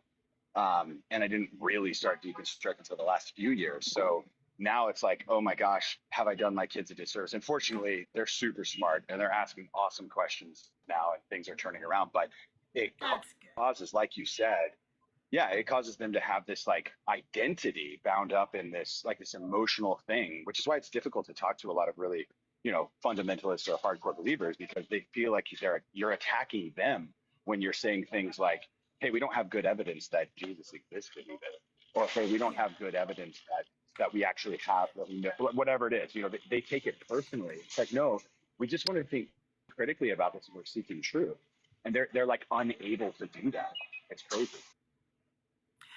But talking about the education, like people do not understand how purposely dumbed down you are when you are a Christian. First of all, if you're in the United States, most of our textbooks come from the state of Texas, and they purposely leave things out because they think it's better for us. And that's the way it is with Christianity. There's authority, and if they think they know something better than you, then they will control your knowledge, okay? And they tell you throughout the book, his ways are higher, and you shouldn't think for yourself, okay? And you think that those messages are just, they're just saying, rely on God more or whatever. But no, it's a message that is made very clear from the time you were young that you don't need to think for yourself. There's other people that will do that for you. You only need to learn the bare minimum. And our public school system is showing that, because we are like one of the lowest when it comes to educations in the world. That being said, when you deconstruct, I implore you to go educate yourself. Start reading books of all varieties. And if you need help re-educating yourself because you received a poor public school education like I did in the United States, the Khan Academy is free and they have an app and you can go back and take all the biology courses and stuff that you didn't learn in high school, and you can learn them from a great educator, and it's an amazing app. I So love I'm that. using I it. didn't know about And that, Crystal. I didn't know that. yeah, And yeah, you know that takes away the guilt of you not knowing these things. But you know, and I say these things, Zach. It sounds like to me you're doing that. But I always like to say on the live that teach your children how to think, not what to think. Right? That is the best way to keep them out of my office. And the other thing is, I like to joke a lot. Crystal probably knows I like to joke and pick. But when I have someone who tells me, especially as a theist, they say, well, no, evolution and Christianity can coincide. They can live together. No, they can't, because I always say to them, so you're admitting that Adam and Eve had belly buttons. If you admit Adam and Eve has belly buttons, then evolution's real. That's awesome. I want to do a real quick shout out for Marduk. Thank you for the $4.99. I think that's called a super sticker or something over there on the Deconstruction Junction YouTube. If you do send a super sticker or super chat, whatever they're called over there, that money is put into a fund for the deconstruction community, and it serves to help people in our community when they need help paying a light bill or getting some groceries or something like that. We don't have a large fund. Don't everybody email me telling me you need money right now, because it's not very large. And but that's where that money goes. It goes directly back into the community for people who need help. I also want to really quick say I will be closing down in 10 minutes unless I hit the gift goal. If I do, then I know you want us to keep the conversation going, and I stay for another hour. But yeah, thank you all for being here. Thank you for all the likes, shares, follows, and all the good stuff. I really appreciate you guys. All right, go ahead and continue, Zach. Sorry to interrupt. No, not at all. The Not, I was just Academy, the Academy is called the Khan Academy, Khan, the Khan Academy. Oh, sorry, go ahead. cool. Khan Academy. Yeah, no, I'm interested in that too. I didn't know about that. But I was just so resonating with what you were saying, that to teach our kids how to think, and it's about thinking critically. And I've even said to them, I was like, listen, if you land in a different place than me on this, that's awesome. I support you. If you have good reasons for thinking and believing what you think you believe, that's great. You can fall in a different place and we can have lively discussions about it into your adulthood. But the goal is to teach you how to think critically, think for yourself, and not just think something because somebody told you to think it. Right. Because that was the big limiting thing for me, and it harmed me. Another recommendation then, because if you guys know Fee on here, I love Fee. She is so fucking brilliant, okay? And one day she said to a Christian, well, if you don't know this word, and this word, I don't know if we can really have a conversation. Because, like, it had to do with what they were talking about. And I realized I didn't know any of the words she fucking said. And I was like, well, I mean, I knew what they meant, okay? But I realized I really didn't know. You know what I mean? Like, I can tell you that we know how old everything is because of the red shift. I don't know what the fuck I'm saying, though. I can't tell you what the red shift is. I can't explain that to you, okay? But I wanted to know. I realized I want to know what Fee's talking about and stuff. And so Fee often, she's the one who recommends the Khan Academy, and she also recommends a great book called Critical Thinking for Dummies. I know it's a For Dummies book, but it is amazing, and you should all go read it. That whole series of books is so great. I mean, because you're right.